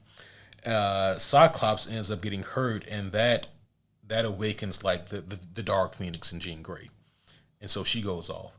I'm skipping a lot and just give you guys like the main details here, because there's a lot of ups and downs with Jean and her character here, and a lot of change that happens along the way, a lot of battles that they have with Jean, and trying to get her to retain her sanity, and to have Jean retain the power instead of this cosmic Phoenix Force. But she loses it when Scott gets hurt, and she's on the verge of just obliterating the Shi'ar Empire, and Scott begs and pleads with her in an attempt to talk her down. And when Jean is able to kind of regain some of her sanity, she realizes like what she's done, like the entirety of it all, And in one last noble attempt to stop all this, she takes her own life, essentially. To stop the Phoenix Force, to stop this dark entity within her, to stop the killings and the murders. And yeah, like that was it was a real cool and touching moment. So it was a wonderful death.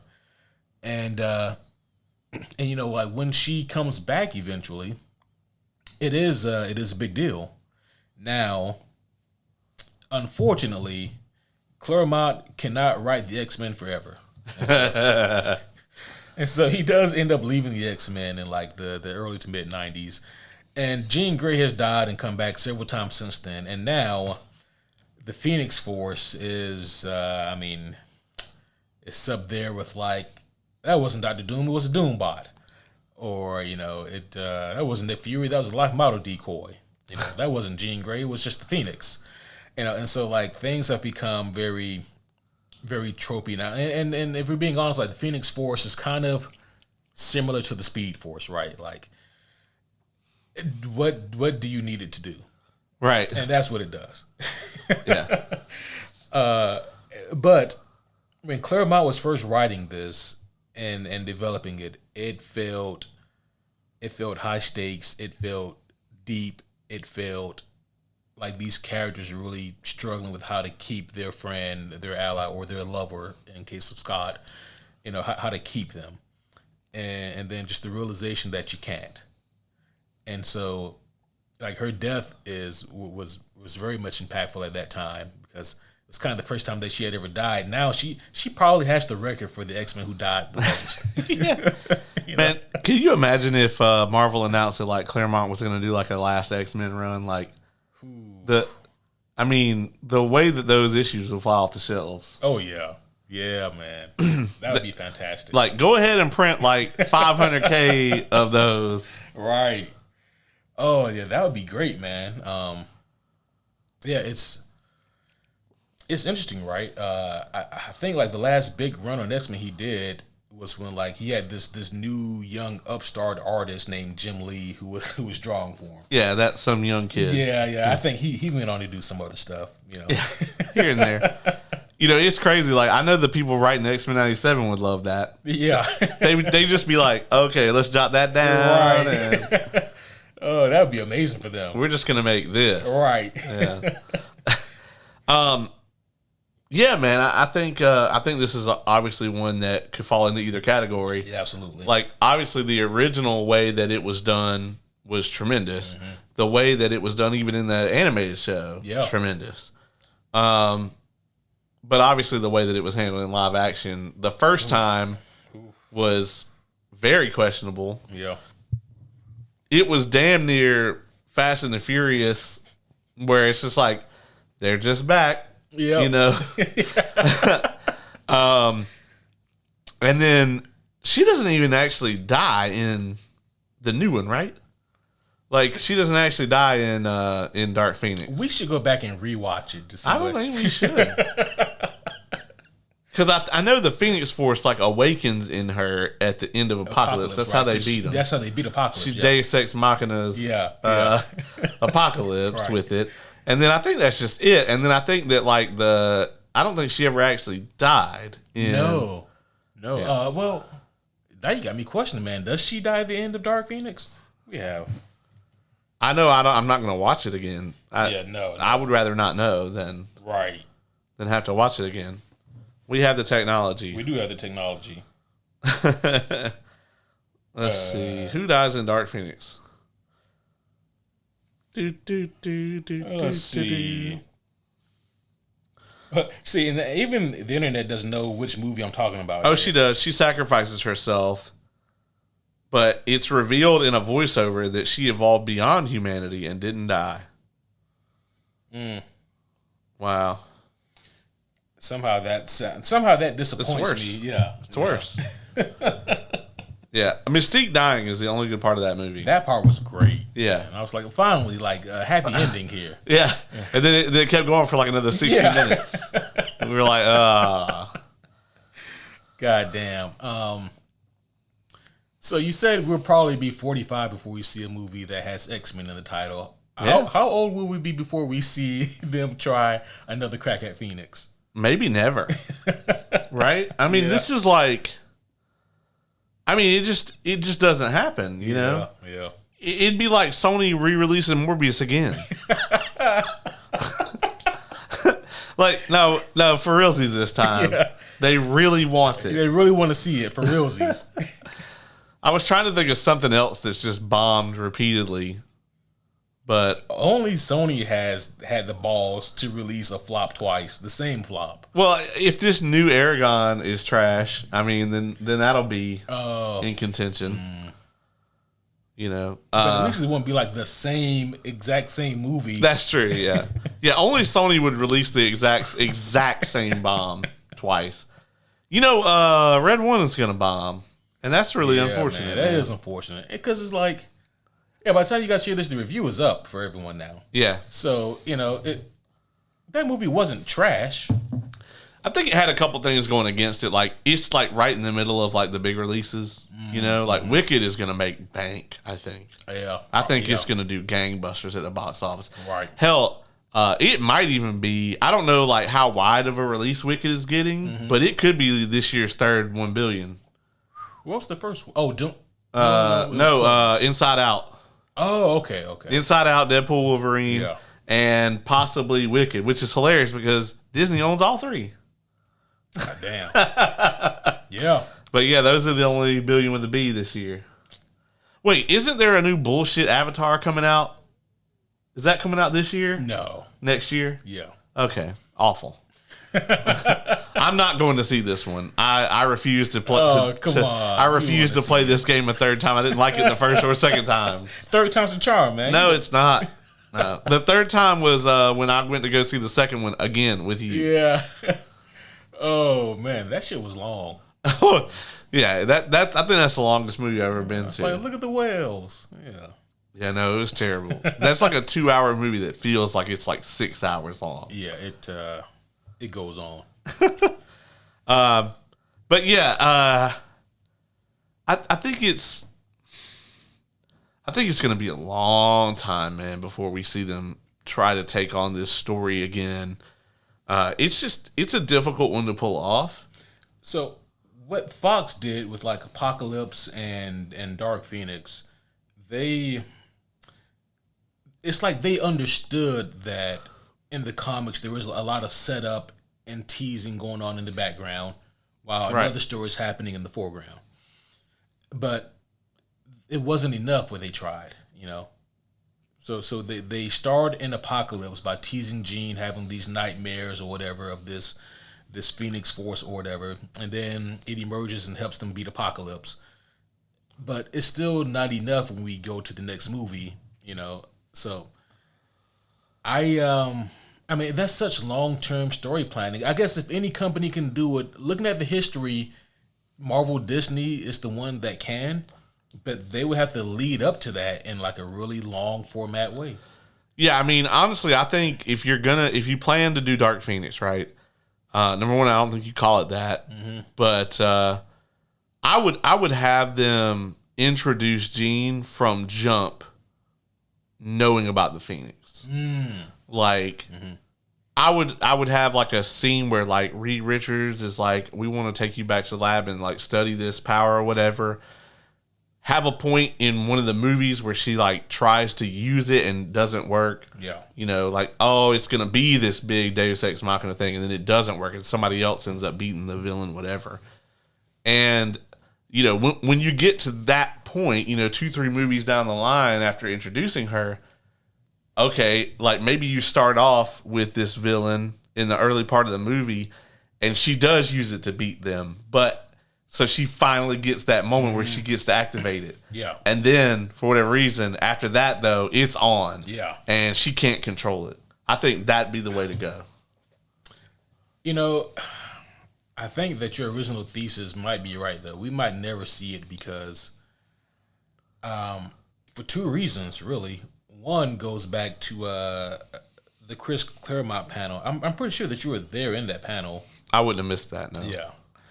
There was a part of it where, and this is another reason why Chris Claremont is goated. He was talking about why he didn't like the Captain Marvel movie. I know you loved this. Oh my goodness! Chris Claremont talking about why Captain Marvel sucks is like straight up masturbation material for you. Like they had to kick me out, you know. But he talks about how like he's describing when she activates her binary form in that movie, and he goes, that is descriptory and like visually exactly what Jean does when she activates her Dark Phoenix. They straight up ripped that from Jean and they applied it here to Captain Marvel, to Carol. And he goes, and the other reason he didn't like it is because I think he did get something from like the X-Men movies because, you know, he wrote most of the shit that they were based on. But apparently there were some things, according to him, in that panel, there are certain things that the Dark Phoenix movie couldn't do because at that same time they were still making Captain Marvel. Right. And I never even thought about it from that angle until he said it. But so that's one reason why I like, because from a power scaling standpoint, there are probably some similarities there. Right. And then I look at Scarlet Witch and I look at her power scaling and like her immense power that she has. I don't know if they go back to that again, you know, which is unfortunate because like they do explore that, right? Like how they're like a yin and a yang, like the power of the Scarlet Witch and the Phoenix Force are like 2 opposing things, but I don't think they do that though. Well, if we ever do a second Resurrections episode, I'm sure we'll be talking about Wanda in it one way or the other because they're definitely going to bring her back. Right. Like right now, we're like waiting with bated breath. Yeah. You know? I think I am cautiously excited for how they're going to handle that kind of witchy, magical corner of the Marvel Universe. So far, they got 2 hits. Yeah. So let's see how they keep it up. Yeah. Vision Quest, I mean, I'm assuming it's got to be based off the graphic novel of the same name. So you keep assuming things. I know that's my problem. You know? You keep assuming things like you didn't see Civil War. And that's one of the best examples. You know, like yeah. But yeah, we'll see about old Vision Quest. Yeah, I missed that Brave New World graphic novel where like Seth Rollins showed up. Is that in here? Do you have that? You know, actually, that was not on the shelf nowhere. Oh, okay. It's probably in your cart. Yeah, somewhere. there it is. Yeah, it's somewhere. Do we want to do one more? Yeah, we'll do one more each. Your turn, my turn. You did Dark Phoenix. Yeah, I did Dark Phoenix. Were you done? Did you have something else? No, okay. No. All right, my last one is like obvious as fuck. There's probably been people screaming at the camera the whole time, like, "Oh, are you gonna do this one?" My last one is Jon Snow. He was on my list. Yeah. Oh, so is that your last one too, or you got another one? I can do one more. Okay. Yeah. This one is, I cautiously put it in the meta category, right? Because the reasons that the death works so well is because this is like a main character. And it's in Martin's world where we know for sure that he is not afraid to kill anyone. Yep. As a matter of fact, 99.99999% of his plots result in mass murder. That's usually how it works. Like at the end of this arc, we're just going to kill everyone. Like either the protagonist or the antagonist will be killed. Yeah. In mass. Usually it's the protagonist. Yeah. But the reason Jon Snow's death works so well is, we know that at this point in time, nobody was safe. Yep. Anyone could be killed at any time. So the death works. The reason that the Night's Watch turns on him makes sense. I mean, they tell you all the way up till it happens, like you can see it. Yeah. Yeah, I mean, even early on in like season 2, they're talking about these people like they don't exist. You know what I mean? If and obviously like this is like it's an allegory, right, for like the real world. They fucking killed Abraham Lincoln for the same shit. Yeah. Yeah. So when you go and look through the whole story leading up to this, nobody's like, why did they do it? You can clearly see, that they're wrong. They're wrong for being a bunch of fucking bigots, and they're wrong for betraying their oaths. But, I mean, you kind of feel for some of them, especially the little kid. Yeah. Ollie, was that his name? Ollie. Where it wasn't that long ago that these people came and killed everyone that he's ever known. They slaughtered his entire village. They killed his family. They took away everything from this kid. And now he lives here. And don't get me wrong, I don't think Little House on the Prairie was like the best life. Right. But it was better than living at the wall. Yeah. So you take all of that into consideration, and then your Lord Commander is literally risking his life and your life to an extent just to save these people. And so you can understand from his point of view, and even some of the others, why they would feel this way with the limited information and limited worldview they have. They didn't have the internet. Right. They got a Raven. Yeah. And only the rich people had those. So you take that into consideration, and then you juxtapose that with the fact that nobody comes back to life. Yep. Thoros was able to bring... what's his name? Beric Dondarrion. That's it. Yeah. So in the books, actually, Beric has a lot more presence in the story. So He does lay the groundwork for Thoris of Myr bringing Barrett Dendarian back to life. He does lay the groundwork so that when it happens, it makes sense. Okay. But for the most part, these people stay dead, and and a lot of them die. Now, all of this sounds like an excellent resurrection arc, but as we talked about earlier, the key component here is there has to be something for them to do afterwards. And whether you consider that to be a hit or not really just depends on you and how you view the rest of the season, or the rest of the show, or the story. The books, if you think those will still be written, but they will not. I just want to point out that in the books, he's still dead. Damn. Yeah. Yeah. That's how long ago it's been. He died at the end of, I think he dies at the end of book 4, if I'm not mistaken. Because book 5 and 6 or 4 and 5 are split. It's one set of characters and another set of characters. But I'm not entirely certain whether it's the end of book 4 or the end of book 5. But it's like the latest thing that happens in the timeline to Jon Snow, regardless of which book it's in. And yeah, he's still dead in the books. Fucking hell. Yeah, but so judging by what's in the show, the way I look at it from his resurrection, he does rally the northern houses. He does get the wildlings to work along with everyone else. He keeps thousands of them from being added to the Night King's army.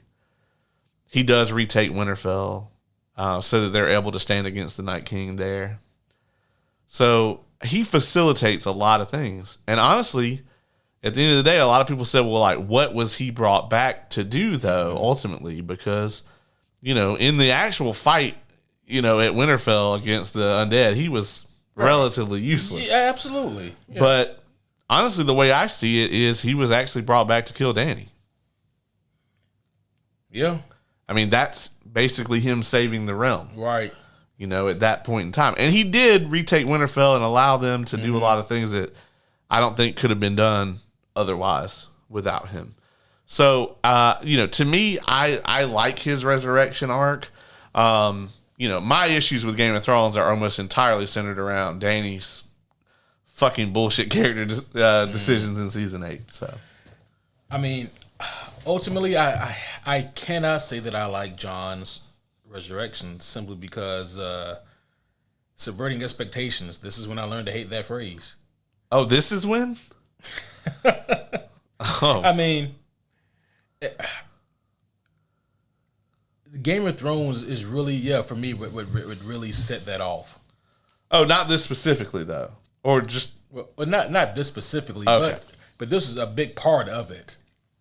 Okay. I mean, so, like, granted, right? Like, I wanted to see the showdown between Jon and the Night King, and I wanted to see what that looked like, and I understand that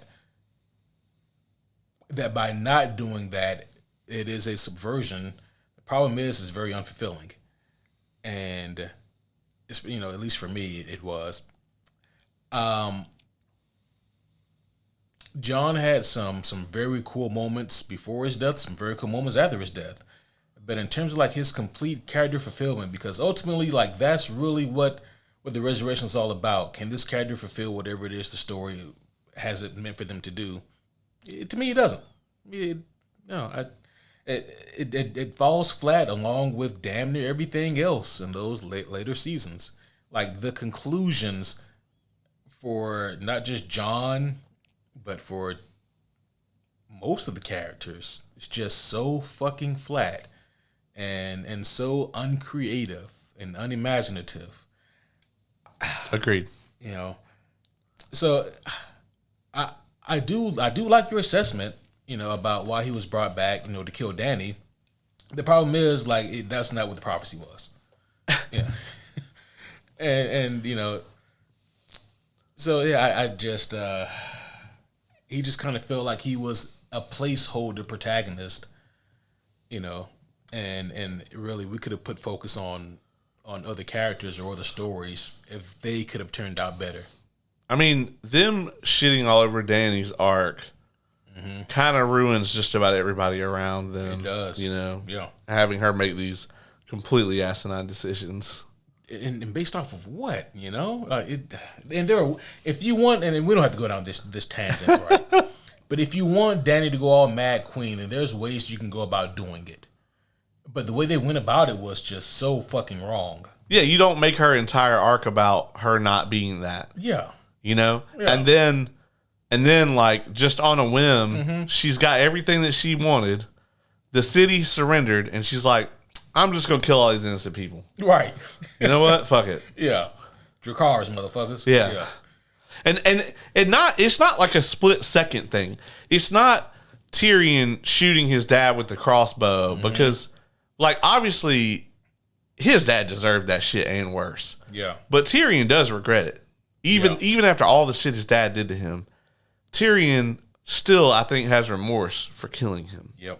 But it was in the heat of the moment, man. He had just found, what's her name? Shay in his dad's bed. Ugh. Oh, my God. Then killed her. Yeah. Slowly, too. Not like shot in the head. No, like slow, agonizing death. Yeah. Oh. Then he immediately walks in there to his dad, and his dad is like calling her a whore and all this other stuff. Right. And he's got the crossbow in his hand, He like in the court of law, he would probably get a good 20. Yeah. But he'd get out. Yeah, crime of passion. Yeah. You know what I mean? Mm-hmm. That didn't happen with Danny. She spent 30 minutes burning those people. Right. Yeah. And like you said, the day was won, the battle was over. She had everything. And she was like, nah, dog. Literally, she had spent this whole time since she got back trying to take this city. Yeah. And then she burned it down. I mean, if you were going to do that, fly up to the Red Keep and melt that shit. Right. I would have understood that.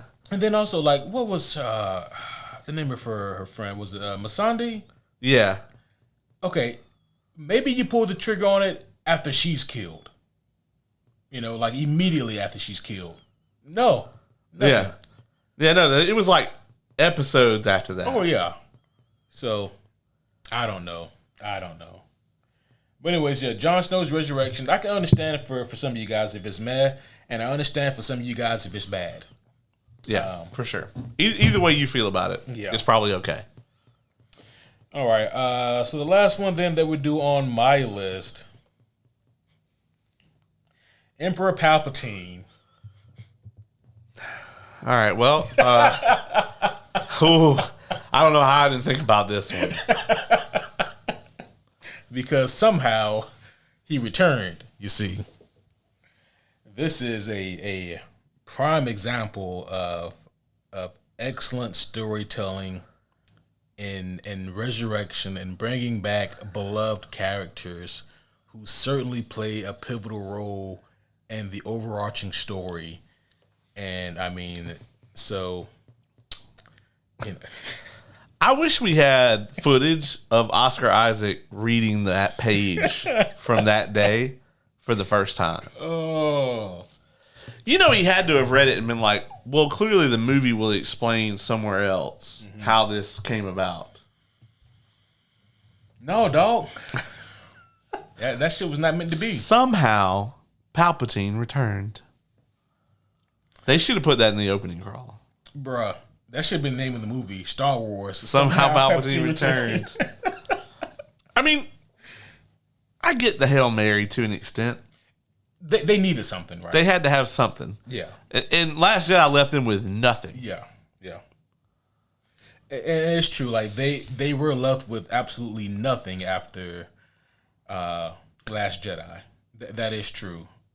But they could have made up a brand new villain. Yeah, I mean, and granted, that villain, hell, you had a villain at least with The Force Awakens, Kylo Ren. You had a villain. And don't get me wrong, I understand, like, maybe the goal all along was to always turn Kylo. Okay. I think it was, and I think it was horribly done. Yeah. Oh, it was absolutely butchered. Right? Yeah. But The thing of it is, if that's always the goal, and then Snoke was a fucking bust, Yeah. so you can't even go with that either. So what do you do? Like, okay, we got no Kylo, we got no Snoke. Who's going to be our big bad? Yeah. I mean, the reason that Vader's redemption in Return of the Jedi works is because people are able to empathize with the fact that his son was able to bring him back to the light. Yeah.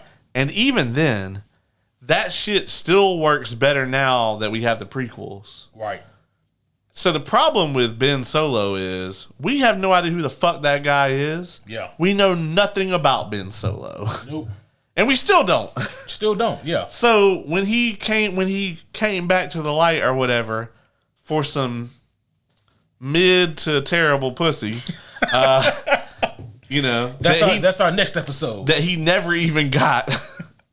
Yeah, man, I just don't I don't know what he saw in Rey. Like maybe he stopped by her house and saw her Live, Laugh, Love poster and just really really felt for her, you know what I'm saying? But yeah, I can't get with the whole redemption arc for him at all.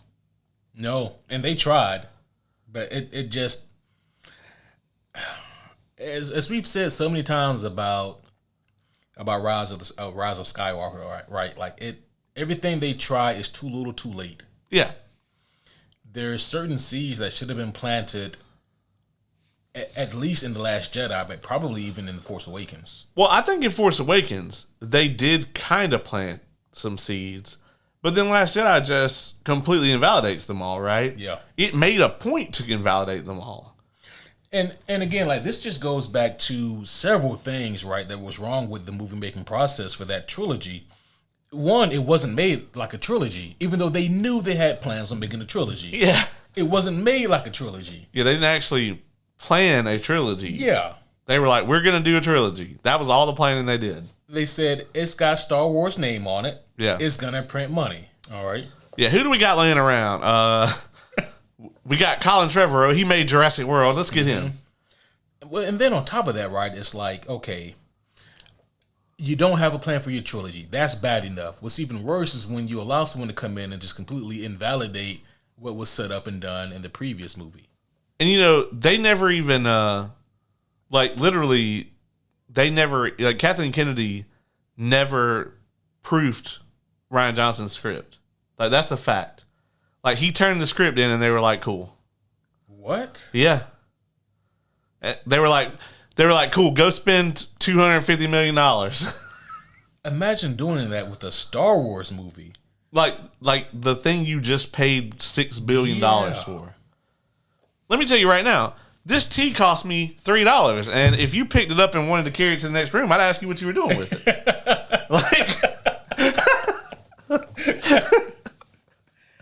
I can't. We are not the imagine same. Right. That's mind blowing to me.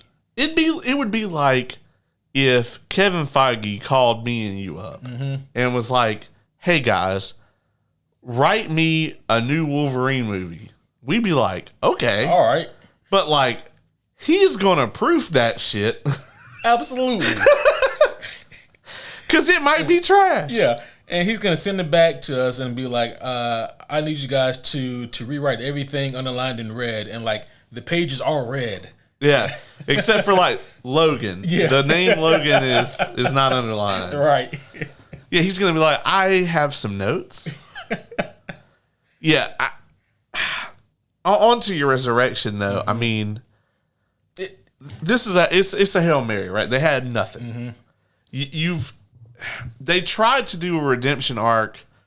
So in Last Jedi, they tried to do one of two things, right? Either a redemption arc for Kylo or a turn for Rey. Yep. I would have personally liked to see either of them right there. Yeah. But they did the worst possible thing they could do. In A that double scene. turn would have been. Oh, it would have been incredible. Yeah. But like, they did the worst option out of everything. On the Mass Effect wheel, they went all the way over. And they were just like, we're just going to do the dumbest option. And both characters just double down on their existing stances. So at that point, to me, either of them changing after that, it was going to be awful. Yeah. There was no way you could have him come back from the way that you end Last Jedi, because he just doubles down on being just evil as fuck. Yeah. For the sake of it. You know, this whole, oh, well, you know, we have to destroy the past or whatever. I'm like, all right, well, you already done killed Luke. Like, I mean, Luke's gone. Yeah. You know what I'm saying? You already done killed Han. Yeah. Y'all already destroyed the Republic, so why are you still trying to kill these people? Unless you're just mustache twirling evil. Mm-hmm. You know? Yeah. That whole trilogy was so mismanaged that every time I think about it, it baffles me that Kathleen Kennedy still has a job. Yeah. After all these years. I mean, honestly, like, I know that this specific resurrection here is for Palpatine. Could be for Star Wars in general. Fortunately, Star Wars had a great resurrection, but it was in Mandalorian. Yeah. But in terms of, like, big screen resurrection, it still hasn't happened. Yeah. And I don't think it's gonna. I'll be honest with you. When I hear there was a time where I was really excited, and I thought that you know, we were gonna get a lot more from Jon Favreau. Mm-hmm. But I don't know, man. I every time I think about it now, and every time I see them talk about it now, I feel like they're just going to double down on the bullshit. Yeah. Which is so mind-blowing, right? Like, I don't know, man. Like, when they got Star Wars, they being Disney, of course, the hype was already there. Yeah. And it's one of those situations, right? You know, we always relate a lot of things to wrestling. It's like the idea of Shawn Michaels and The Undertaker. Like, they already had the crowd. As soon as the bell rang, all they had to do was keep them there. Right. Same concept. Same concept. Like, Force Awakens comes out. You already got the people there. All you got to do is keep them there. Then same thing with The Last Jedi. Except they couldn't keep them. And then we go on to Rise of Skywalker. Couldn't keep them. Or at that point, they were trying to get them back, but the damage is done. It's kind of like, you know, a lot of people. I'm gonna make another wrestling analogy here, and this won't be that popular, but fortunately, it's at like the 2-hour mark. So, if you're still here at this point, you love us. You know, a lot of people consider John Cena to be a legend. There's even people that put him in the GOAT conversation. I don't understand. I'm with you. But if you're looking at it from a box office perspective, he was the face of the company during the biggest ratings decline in the history of said company. Mm-hmm. And they never recovered till he was gone. Mm-hmm. And I mean, they still haven't, you know, there's other factors there. Yep. They still aren't back up to where they were, but they're higher than they were when he was there. Yep. You know, and there's been a ton of work to bring those back up. And you also got to think, too, that the product was in more places then. Yeah. You know? So, you know, the cable, like a lot of people have gotten away from cable in that time. But back then, there was way more people on cable. So you take all that into consideration, man. So when you look at it, it's kind of a similar thing here. You know, you have Force Awakens that it's still the highest grossing stateside movie by a long shot. The thing damn near cracked $1 billion stateside. I remember when Force Awakens came out, I went to the theater to see it 3 times. Mm-hmm. The third time I went to the theater to see it was probably 2.5 weeks after it came out. I went on like a Thursday at like 2 p.m. And that parking lot, you could barely find a place to park. I've never seen anything like that in my life. Star Wars is Americana. Yeah. And so you take all that. I mean, the nostalgia worked, right? Mm-hmm. But you have to go somewhere after that. So if you look at that and look at how much money they lost, and every Star Wars project now, this is the thing that didn't have to happen then. Now every Star Wars project has to start off by proving to us that it's not bullshit. Yeah. They put themselves in that deficit. They did. I mean, like, Andor, I mean, to me is, I mean, Agatha is the new Andor, right? Mm-hmm. Like, this is a show that I'm like, nobody in their right mind should give a single fuck about this. Yeah. I didn't care about Cassian Andor in Rogue One. Yeah. I'm like, and you're not going to fucking make me care about him now. Wrong. You haven't seen it, right? It's still on my list of things to watch. It's tremendous. It's probably my second favorite Star Wars show. Behind Ahsoka, obviously. Okay, yeah. But, I mean, it's like every single thing that comes out, they have to start out by proving to us it's not going to be a load of bullshit. Mm-hmm. And they put themselves in this situation with the sequel trilogy, with Kenobi.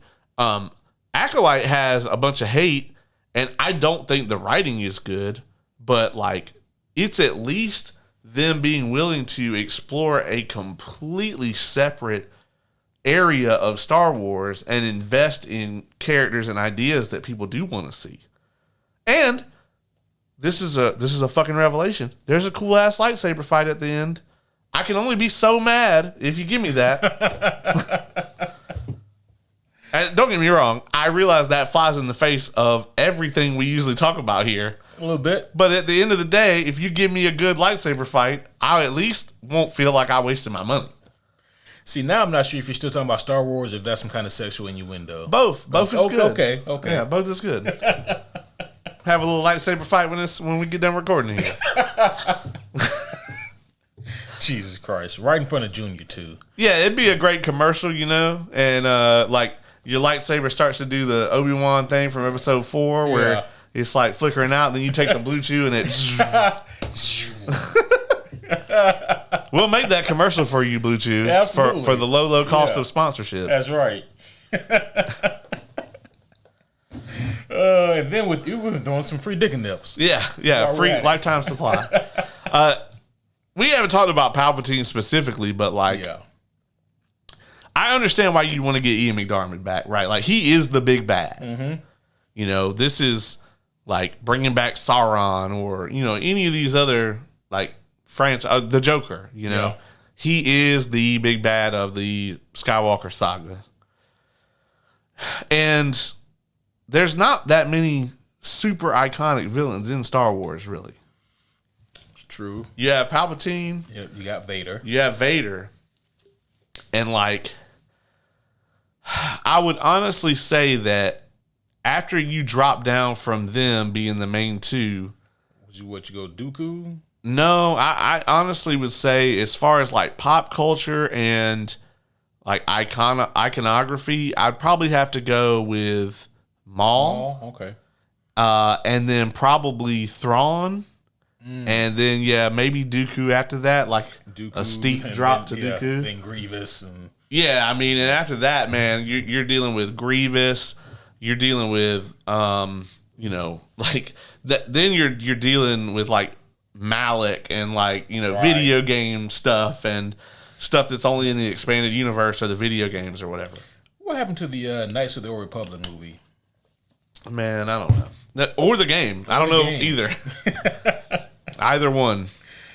I think if they were good, this is how you know that they didn't have any plans, right? Because if you want to do Palpatine for your second sequel, then I think you introduce him in like a stinger at the end of The Last Jedi. You know, and you don't even have to show him. It could just be you hear his voice, or there's something that strongly alludes to Palpatine still being alive and pulling the strings. But it was super evident, as you said, that they never, they never planned that originally. And you know, it's like you said so many times, like J.J. Abrams had to do so much just to make a somewhat passable movie, because he has to make something that is the end of a trilogy, but also he has to start and set up so much as well, because there's no real starting point to come from. And you can't wrap up these character arcs because they don't have any. Exactly. And so you have to make up some shit. They had everything working against them on this. Yeah. And also, your only remaining original trilogy character is dead in real life. Yeah. Yeah. And I mean, granted, that's not that part is not their fault. No, I'm just saying, like, Abrams had everything working against him imaginable for this movie. Yeah. He had to have, they had to put Daisy Ridley in it. What if he was like, okay, question, can we... Hear me out. What if Ray wasn't in the movie? Yeah. If we make Oscar Isaac and John Boyega's characters actually gay, which is what the internet wanted, and I would have been fine with, can we cut Ray out? They would have been like, 2 non-white gays leading the movie. Fuck no. Yeah. We got to have the great white in the front. God damn it. Fuck you, Disney. You ruined all our hopes and dreams. God damn. They wouldn't even pay off, like, we've talked about this at length, but Finn, with the best fucking backstory ever. Mm-hmm. Absolute trash. Yeah. It'd be like the most toxic player at your D&D table shows up with an intricate-ass, interesting backstory, and then it's just a murder hobo. Right. Doesn't play into that at all. And you're like, someone else wrote this. Yeah, because you clearly didn't write this. There's no fucking way. Palpatine, I mean, like, he comes back just to be the evil opposition. Because, like you said, there was none by the time we got to this movie. And he's one of the few characters that works as just pure mustache-twirling evil. Yeah, he does. But, I mean, hell, even in the prequels, though, we get to see a different side of him, the more covert side of him. Right. And that really helps to build his mystique. Nothing makes sense in this movie. No. It's like, why does he have a choir of Sith acolytes? And did he teach them Duel of the Fates? Wait, is there a behind the scenes where he's got like the conductor thing and he's like, teaching them the song? Like, do all Sith just know Duel of the Fates? Well, he kills one every time they fuck it up, so they have to get it right. Well, how are there so many? There are like 700 people in that choir. Holy shit. He's like J.K. Simmons from Whiplash, Also, where the fuck did he get the resources to build these mega star destroyers, like hundreds of them? Caleb, listen, I don't know how else to explain this to you. Somehow, Palpatine returned. I see. I forgot they put that line in there, and that makes it all fine. Yeah, you're right. Thank you. Right. All right. You see, along with him returning, like his big ass bank account returned as well. Yep. So. Yep. That's how he was able to afford all that and do all that shit, at least somewhat under wraps, But of course. Yeah. Yeah, it all makes sense. Yeah, absolutely, man. I'm just glad that we could actually defend this movie for once, because so many people just misunderstand it. I think I might be one of those people because I'm not defending it. It's the least soggy shit sandwich they have over there. Oh my gosh, and it's still very soggy. Oh, it's still awful. Yeah. I got nothing to say about Palpatine except it doesn't make any goddamn sense. All right. Yeah, it makes the same amount of sense that the Fast and the Furious ones do. Right. Which is none. You get the same explanation. We didn't have any ideas. That's the explanation. That's the explanation. Yeah, we needed something to put asses in seats. And I guarantee you that somebody in marketing was like, people will show up wanting to know how Palpatine returned. That will get them there. Oh, God. Oh, shit. No. Oh, man. That... that, like, there was a moment where so I thought that this was the case. So, Chris Terrio actually wrote that movie with Abrams. What else is that person? You're going to love this. He was a writer on the Justice League. Oh, no. Batman versus Superman. Oh, wow. Yeah. And Argo. So he made one good movie in his whole life. He wrote Argo, and Hollywood was like, "Great, Yeah, he must you're have a had, genius." sometimes to get writing credits, you just need to, just be anything. Yeah. That's what happened with Argo. So yeah, that or he just got really lucky, or he copied somebody else's shit, just plagiarized it. Well, shit, Argo is based on like a true story. That's true. I'm just thinking like maybe he met some guy at a bus stop, and the guy's like, "Oh, what do you do?" He's like, "Oh, I'm actually a writer for Hollywood. I just got done penning this movie." Oh man, that's crazy. And then like he gets Regina George, like that guy gets hit by the bus, and the papers just go flying everywhere. And this Chris Terrio dude's just like, "Huh?" And he just gathers them up. Yeah.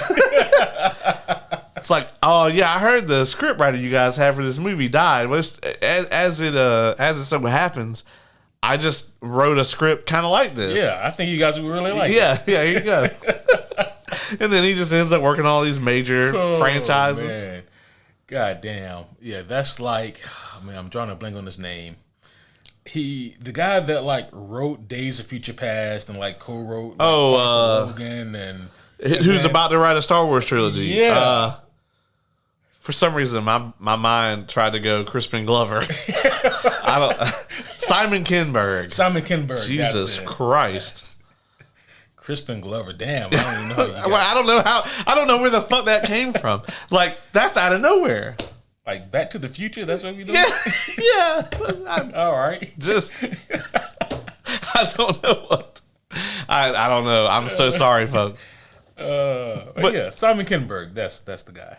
J.J. Abrams probably like read the script and he came busting in there. He was like, so we don't really explain how Palpatine comes back. And he was like, oh, you're right. Give me that. And he was just like, somehow Palpatine returned. Here you go. Fixed it. He's like, the Force.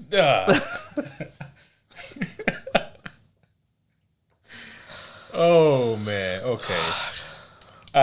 I think it's about time we wrap this. It is. We've gone into the depths, the deep depths.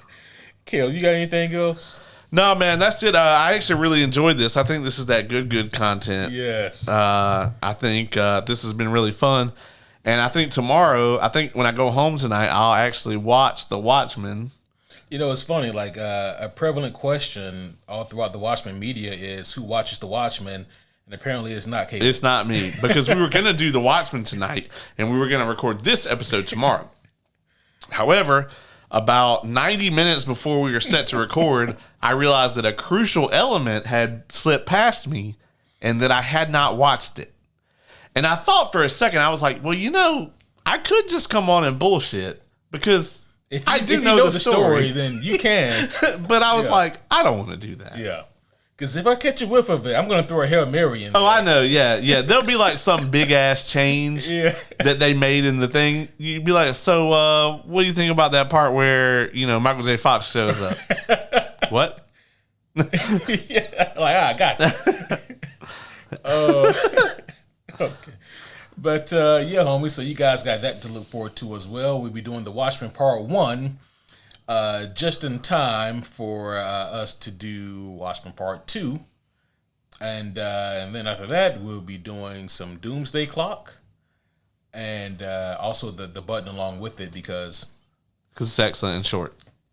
That's what she said. Hey. I was like, I appreciate that, girl. Yeah.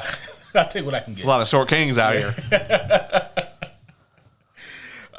But that's going to be all for now, homies. Thank you guys again for listening in. And as always, if you guys have any kind of questions, comments, gifts, threats, food, supplies, you can hit us up at superherohomies@gmail.com or any of the social media outlets. We're always active, live, and listening. Even if Caleb forgets to read your comments, I got you. And also, don't forget to check out the Patreon page, patreon.com/superherohomies. That is the place you guys can go to get early access to all the content, and it also helps us out a lot too here as well. That will be all for this one, but we'll see you guys again very soon. But until next time, my name is Superhero Homie Q. And I have no intent to read your comments, and I'm Superhero Homie Caleb.